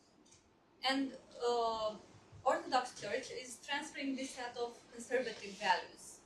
And basically, these values are also embedded into our beliefs.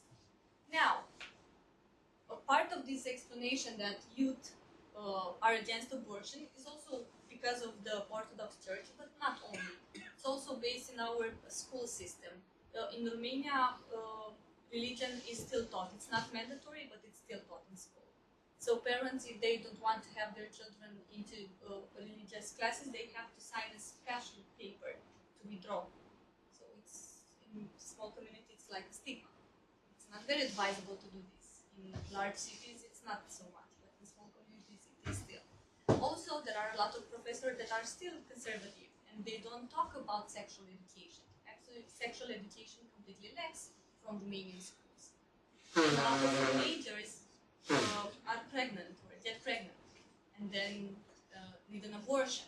And that's why we have these statistics with the largest number of abortion for teenagers, because we lack this information. And without generalizing, but I had several pilot projects in Romanian high schools in remote areas. And the principal told me, don't talk about sex. Do not mention the word sex. But it's about sexual education. How am I supposed to discuss with pupils?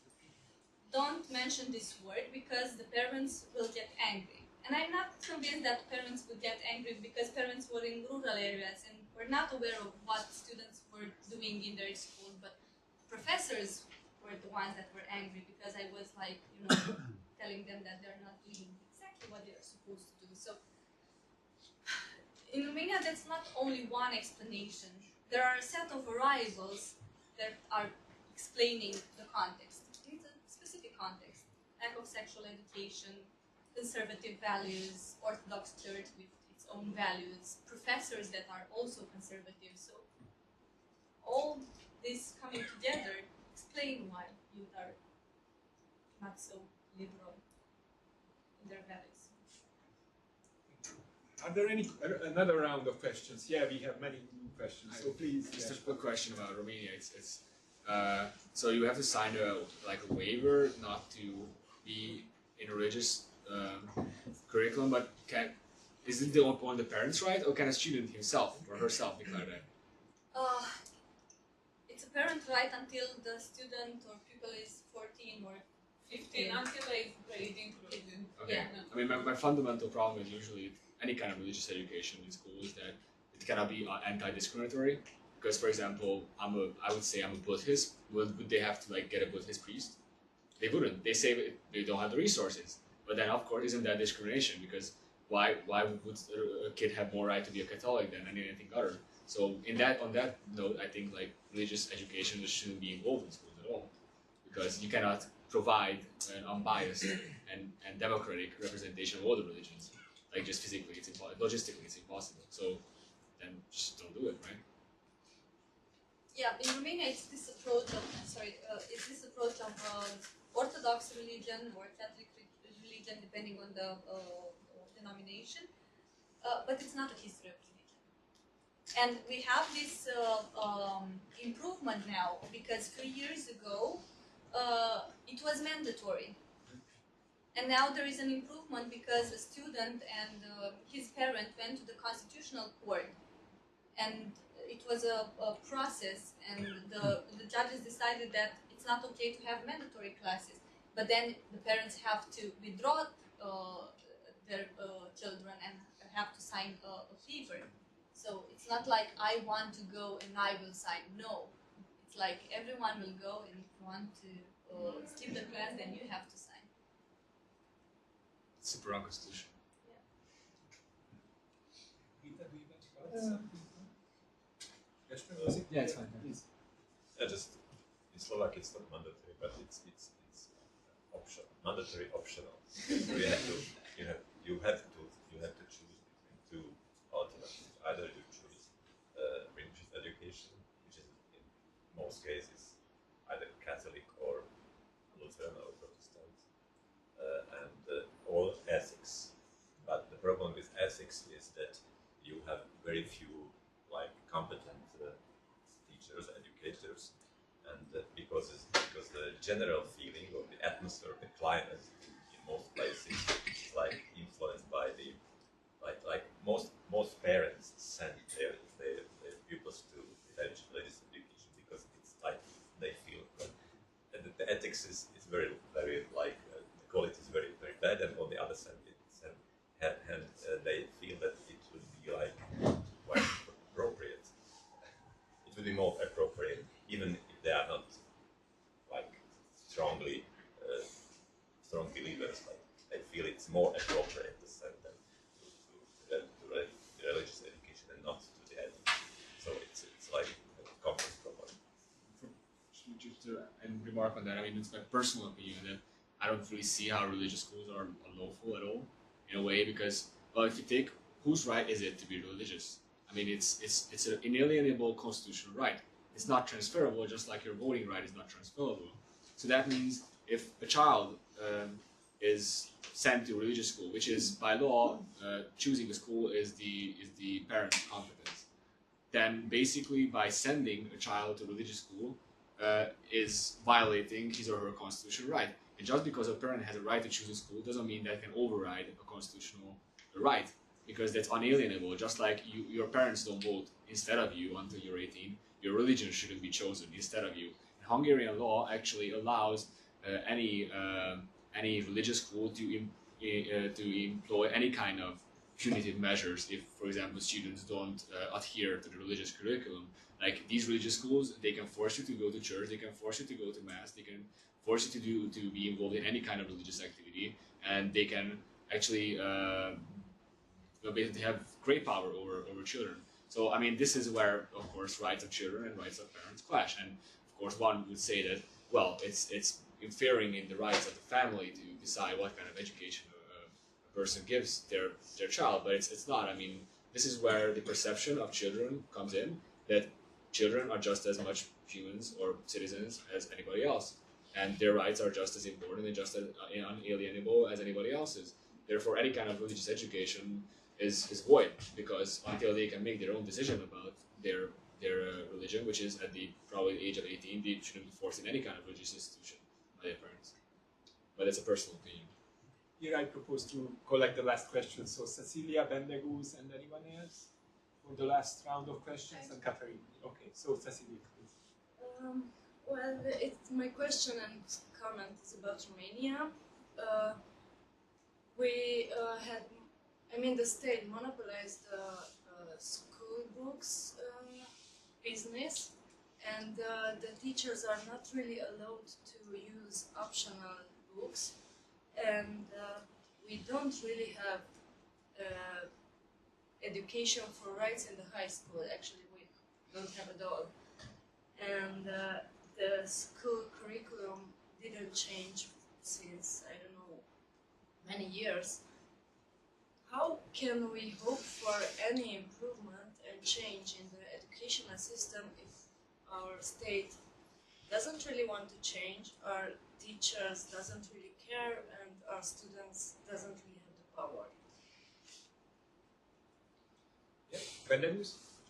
Well, after seeing the shockingly negative opinions of young Romanians about liberal views or topics like abortion or gay marriage, I would like to ask the question to Ms. Andreea Vornicu that do you think that are the democratic institution, the system of checks and balances, or the society itself prepared for stand up against the rise of authority and populist and extremist political forces? Because, for example, I saw that there were huge mass protests against new laws that were meant to implement early this year to reform the justice system in terms of corruption, and also you have an anti-corruption investigation bureau.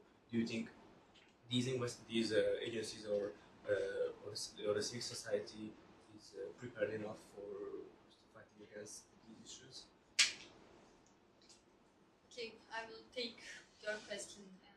And you have a very hard question, and I know that sort of you're provoking me because she knows the research that we've done in the center regarding PISA scores and how badly is education in Romania and how much we are trying to connect with policymakers and sort of push our agenda, and our agenda basically is based on data and evidence. So there should be some reforms. Curricula should be changed, and there is a legislation that already states that. So we have the legal document, which is pretty good, but it's not enforced. Then the professors now are supposed to be better trained. The government understands a different concept of training than the one we understand and we promote. And this is a big issue. And also another issue is the fact that professors in Romania don't have big salaries. So becoming a professor in Romania is not a really good business because the salaries are really low. And also it's not this, you know, you don't have a status if you're a professor in Romania. It's basically a thing that you do if you want or if you're not enough prepared to work in a corporation. And that's why we don't have good professors in rural areas, in small cities, but mostly in big cities. Things can be improved. Now, we have to force policymakers, in different way or another, to listen to think tanks or researchers or NGOs to introduce in their agenda our proposals.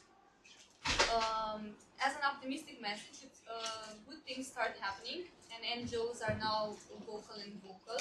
And there is a project that is basically done by the presidency of Romania. It's called România Educată, Educated Romania. So now we are trying to force and to change this curricula and also the way teaching is done in Romania. On your question, it's a very interesting topic, and this is why we are wondering why in Romania so many youngsters and younger adults are going on the streets and protest. We had protests last winter, and also we had protests now, last week, 2 weeks ago.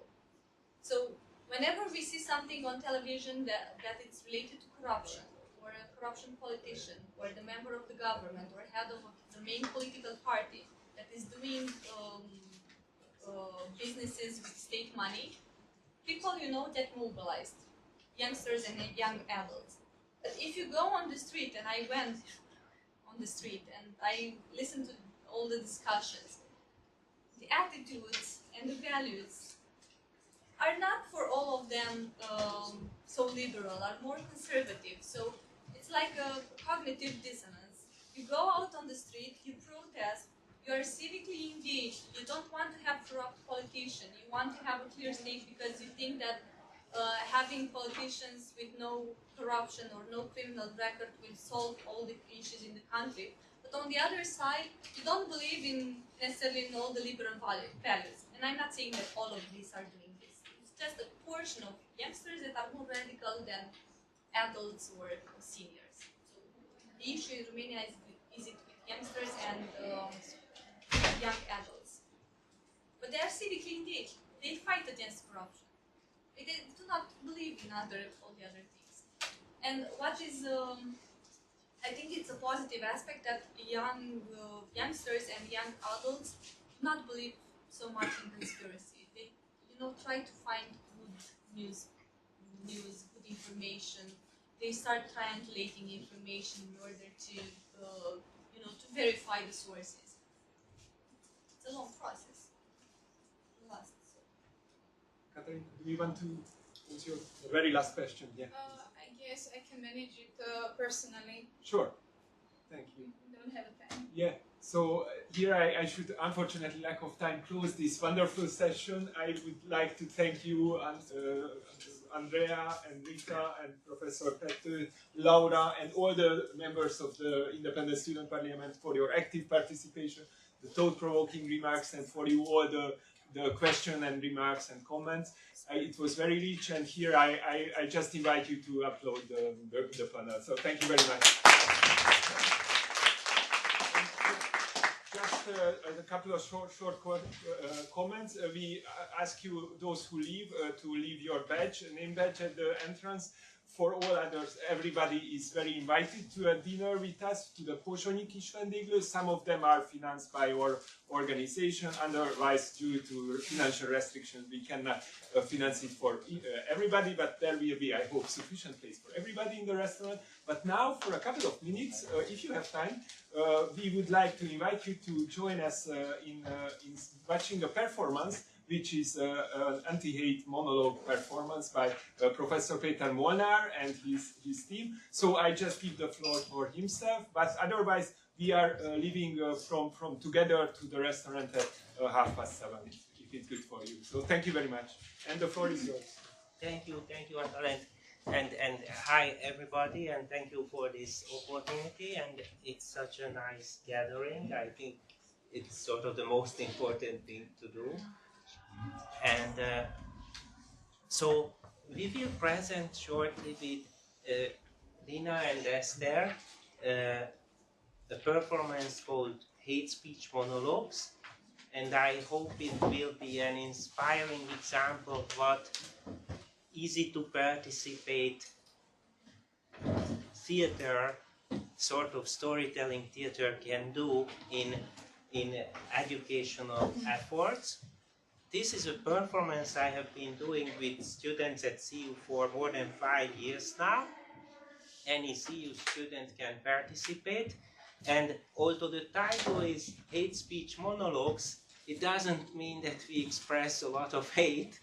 We tell stories, mostly storytelling, but some in poems, slam poetry, spoken word, rap, or songs, which reflect on how we were targeted by hatred and how we reacted to that, or we observed how others were targeted and how we reacted, or how we failed to react, and then how we reflected on that failure of ours, and how we recognize prejudices sometimes in ourselves, or how we noticed that there were some, just to say some local Central European examples, anti-Roma or anti-Semitic or homophobic or Islamophobic or anti-immigrant comments, perhaps in family, or perhaps in friends, circles of friends, or perhaps from our partner.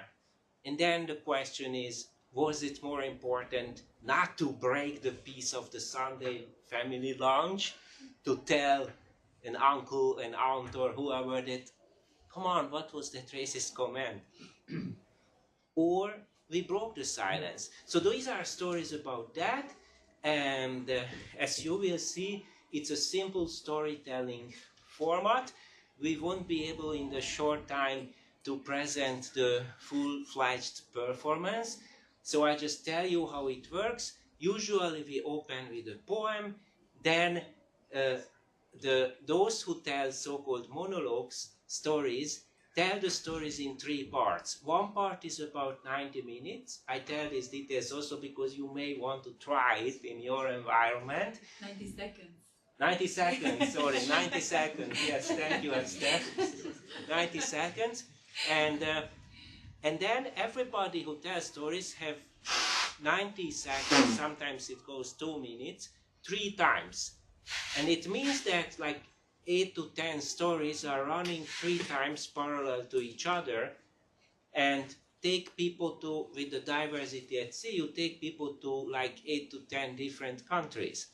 And in between the 3 story runs, and at the end, and at the beginning and end, there is a poem or song or 2. So, and that provides a diversity of places and cultural environments where prejudices and discrimination surface, and how the storyteller were struggling dealing with it. And in the meantime, you will see, I hope we manage, there are still pictures projected on a screen, which always the performers choose.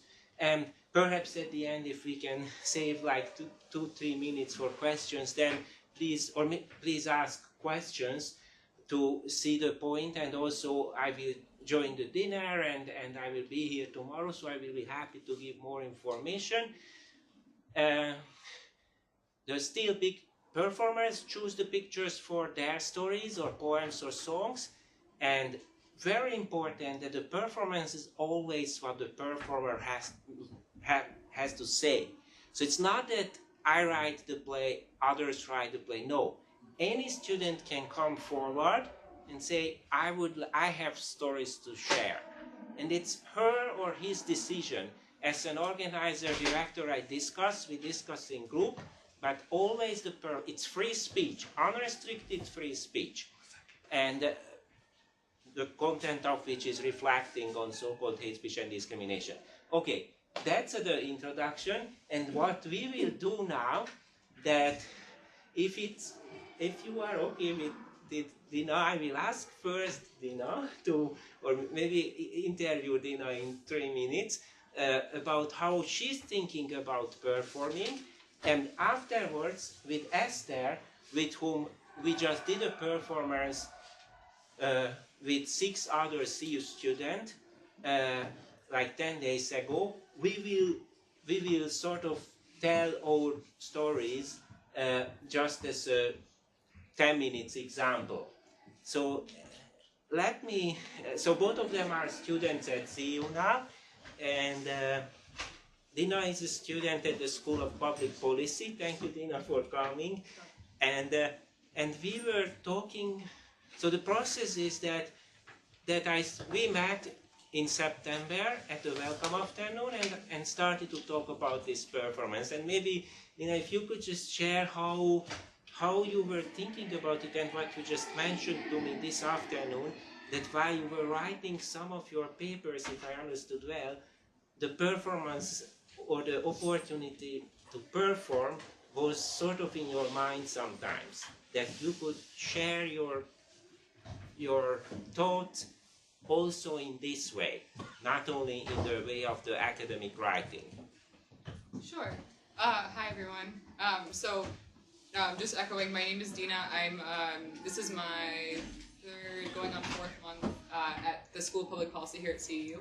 And like Peter said, I met him back in September, and so by then I had yet to dive into the semester and dive into really my experience at CU. And so sort of what happened is I work in the humanitarian relief sector, and so for the past few years I have avoided working on issues that are related to my identity, even though those tend to be, I think, the issues that incite the most passion and the most emotion from people when they do tend to work on them. And so when I arrived here at CEU, I had the opportunity to explore policy issues that did interact with my identity. I was born and raised in the United States, but I was born to two immigrants from occupied Palestine. And so they had immigrated mostly, they weren't actual refugees, but I mean, defined refugee, you know, like they're not legal refugees, but they did leave as an attempt to seek refuge in a different place because it was no longer feasible for them to be there. And so I've avoided working on Palestine just because people recommend, if you do work in social sciences, not to work on personal issues. And so I did that, and it wasn't until that I got back to CEU and constantly kept going back to issues that uncovered sort of like the wounds of like my narrative, historically, both with myself and my parents and my grandparents, that I realized that it was something that I had suppressed and wanted to speak about more openly. And so for me, I feel that performance is one of the strongest ways to spread emotion through relaying a narrative. And so performing the thoughts that I have on my own personal narrative, as well as the narrative of my parents, my grandparents, all of which had these unique stories of seeking refuge. It was interesting for me to do in a place like Hungary, where the word refugee is attached with so much weight and baggage and stigma. And so I thought that the Human Rights Monologues would be an opportunity for me to be able to speak not only on my experience, but on the experiences, since there were 3 90-second segments, I thought it would be a great opportunity to sort of open up with my experience, follow it with the experience of the generation before mine, which is my parents, and then to go back even further by the third segment with the generation of my grandparents, all of which had experiences of moving forward to seek refuge only to be met with more prejudice. And so my experience has been that part of the reason why I left the US and came to Hungary was because it's not a particularly pleasant time to live in the United States as a Muslim and as an Arab and as an immigrant, or the child of an immigrant. And I was only met here in Hungary with sort of this, I think, even more pronounced anger towards the refugee crisis and Islamophobia and xenophobia. And so I left one place because I felt that the intersections of my identity were being attacked only to be met with another place where they were even increasingly being attacked. Thank you so much, Dina. That was a wonderful summary of thoughts. And now, Esther and myself, we are both, it's a heavy word these days to say, but Hungarians, and maybe not that heavy, but so, and I'm thinking that, I'm sure Esther will, I suppose, agree that let's dedicate this very short performance of the two of us to Dina, who kindly shared her thoughts, and dedicating it to her with the point of welcoming Muslims, other Arabs, non-Muslim Arabs, and all immigrants and refugees to Hungary and Central Europe, and recognize all the contributions they can make also in this world, in this part of the world, and others. So yes, so then let's start, and people, where will be the picture behind us? Oops, that's... This is your picture. No, there is another one. I'm sorry, yeah, maybe that's the only thing we got. That's the picture we got? Okay. Yeah, that's what we got. Okay, now we go with that picture then.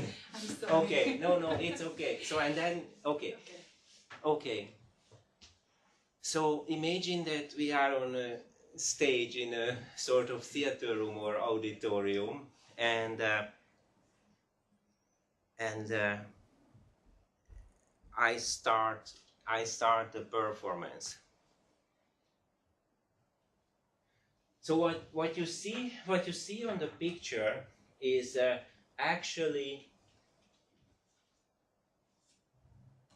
itself a participative work of art by 2 CU students. I picked up the CU Weekly a few days ago, it's always worth picking up the CU Weekly. Max also wrote for it and was part of the editorship. So when he was a student here, and I noticed that one of the students of comparative history at CU managed to do this photograph on the left.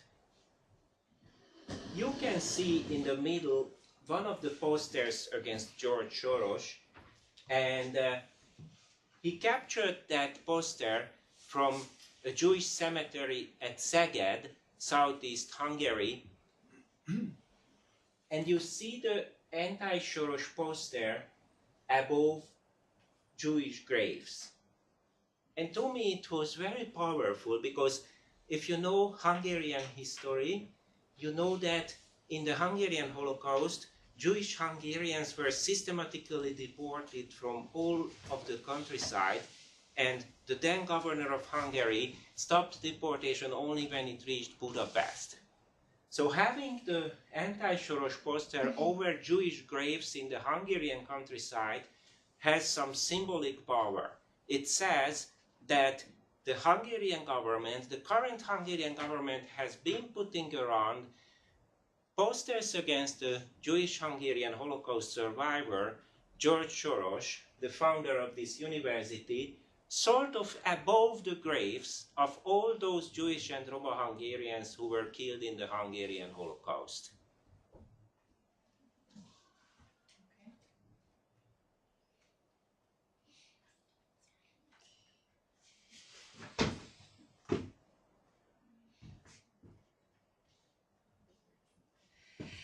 My name is Esther, I'm from Hungary. Being a white European doesn't mean that you will not get discriminated, not be discriminated. But just sometimes you don't realize it on the spot. Only a bit later, when you are still thinking of a situation, why you felt bad about it. Yes, the puzzle can be solved. It can still happen to you if you happen to be a woman in Hungary. I was even born as a first child into a family of engineers, where I had later 2 younger brothers. In my childhood, it seemed so obvious that I'm the one who can be asked to do the dishes, and my brothers would do only occasionally any housework. That's where my family's tendencies are rooted. On one hand, ever since I've been sensitive to any discrimination, on the other hand, seeing my mother's past, I always felt that I can overcome it. In my family, everybody is an engineer, including my mother, who in the early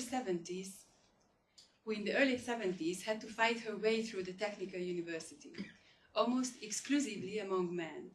Often she was ashamed, called to the blackboard by the teachers to challenge her knowledge, and she had to prove at every exam that she knows the subject in spite of being a woman. Failing or giving up was not an option. No wonder that she became tough, tougher than any man in her grade, and finished university with honorable mention. She learned another thing while through this experience, that you have to be strong, stronger than all the others, and then nobody can stop you. She was among the first to start a private company at the system change in Hungary, and even though they owned it jointly with my father, she has always been the real boss of the mostly male employees. So I got a nice role model for myself. My partner doesn't appreciate it all the time. But how could she do all that?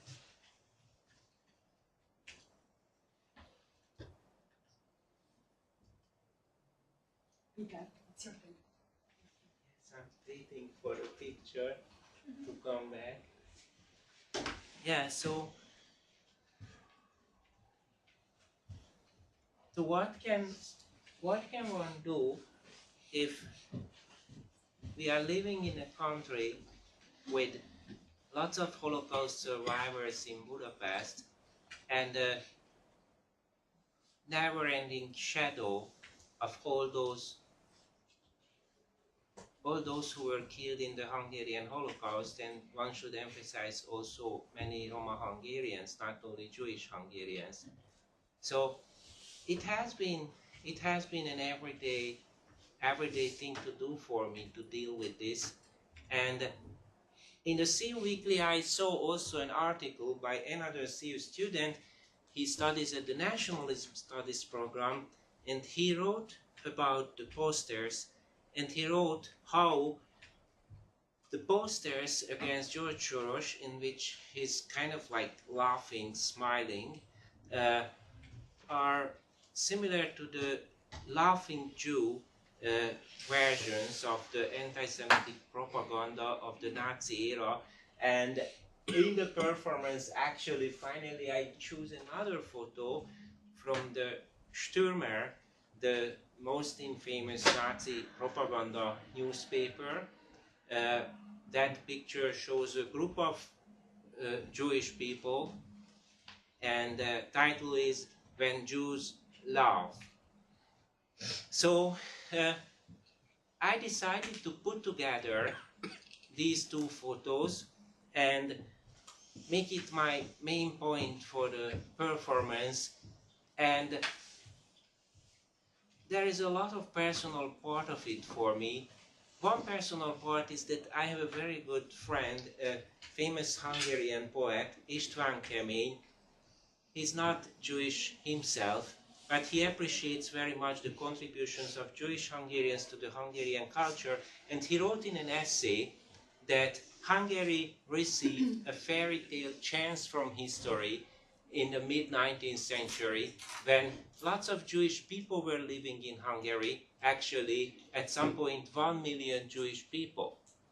And István wrote that Hungary could have written itself in a very positive way to the books of world history if Hungary was willing and able to save its Jewish citizens at the time when persecution reached Jewish Hungarians as well, with the threat of deportation and mass killing. But Hungary unfortunately failed to do that. It's more than unfortunate, it's extremely tragic. And I have been always, hard to find a word, puzzled or shocked by how is it possible? How can we humans, and I always or often think that human is a nickname for monster or a potential monster. So how can we be so terrible that in countries we kill many people based on their ethnic background or religion or both or their sexual orientation? It happens, and even afterwards the hatred continues.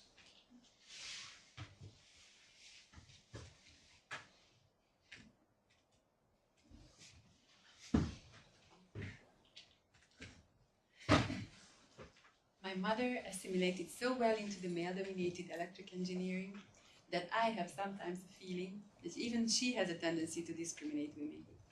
Not on purpose, though. Early in her childhood, being the second daughter in a rural environment with a Will Smith father and a full-time mother, she had to set up survival techniques fast. My grandmother had 8 children to raise. The first 5 of them were, for their bad luck, all girls. One can imagine how hard you have to struggle to prove that you are almost as worthy as a boy if you are the first, the second, the third, the fourth, and the 5th girl in a countryside family in Heves, a place famous for its watermelon fields, where all working hands were needed in times of harvest. My grandmother with the first girl. My mother was the second girl. With her sisters, she also had to do agricultural work besides school as a child. But for girls, picking melons was too heavy duty. The first boy, when he arrived as a 6th child, had problems on the other end, due to the overwhelming expectations for being a male after so many girls. My grandfather got as drunk when he was finally born, but my uncle didn't feel loved by them, nevertheless. Being a first granddaughter of them was a different experience. My otherwise strict grandfather could smile at me and tell stories whenever we visited them. But I've gone too far in family history, though it is somewhat related to everything what I am today.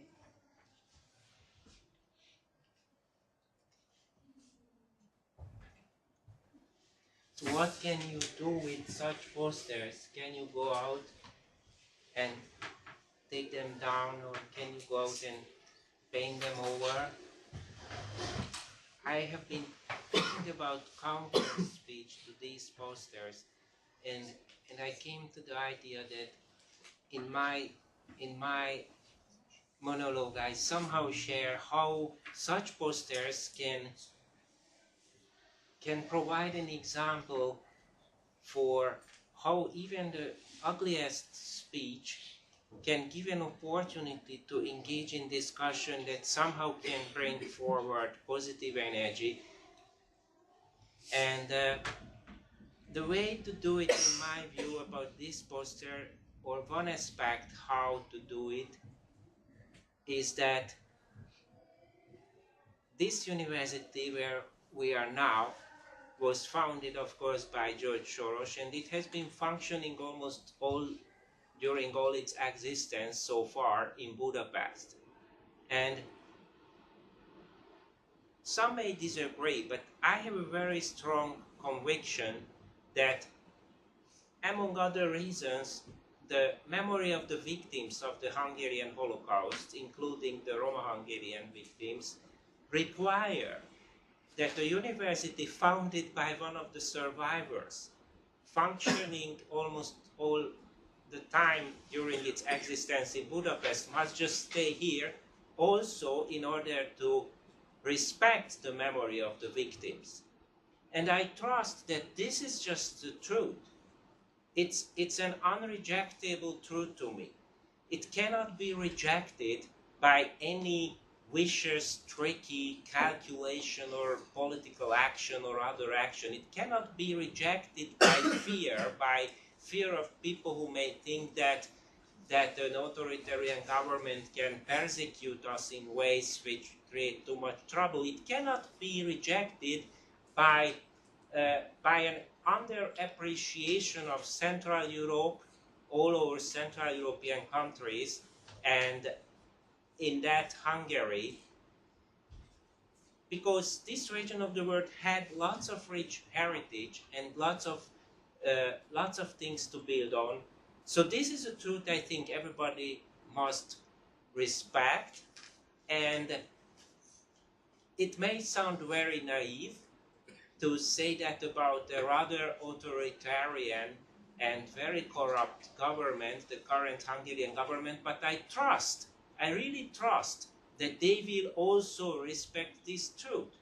The truth that if a university is founded here by a Hungarian Holocaust survivor and he wants to run it here with his colleagues and all his community at this institution, then it just has to be here, no question about it. So that belief is sort of my counter speech, and I really think that it comes from the memory of all those who were shot to the Danube, who were killed in Auschwitz, and who were killed otherwise during the Holocaust.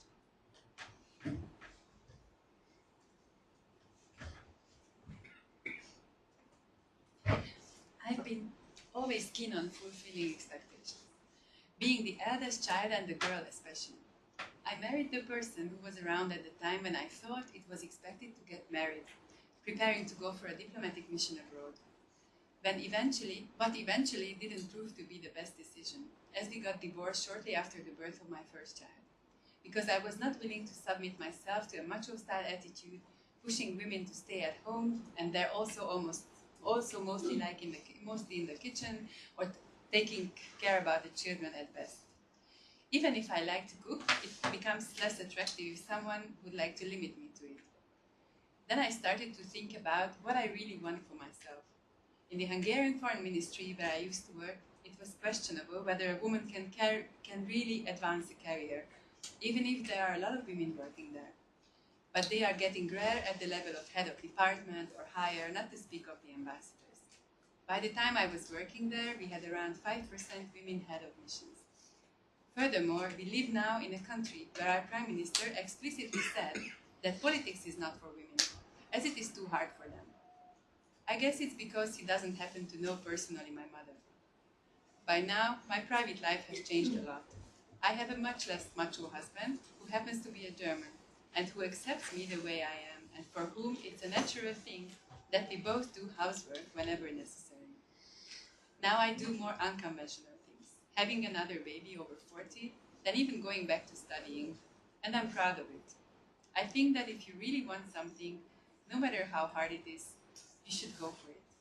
Maybe I should even try to go for politics. After all, I should be grateful to have such a strong role model like my mother.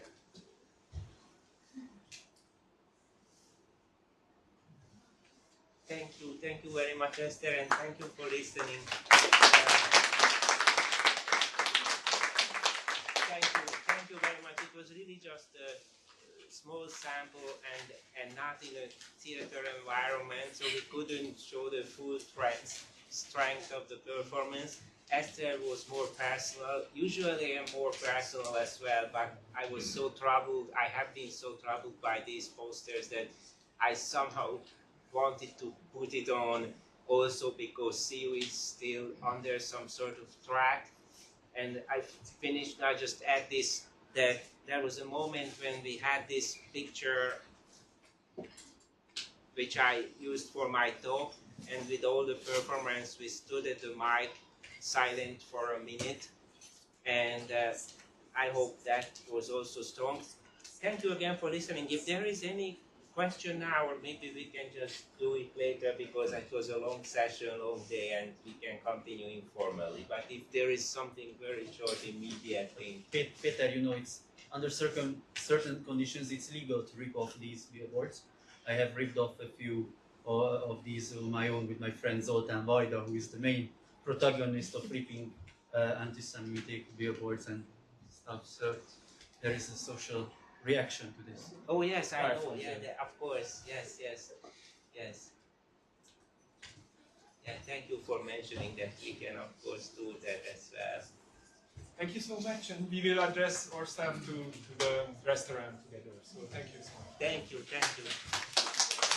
you.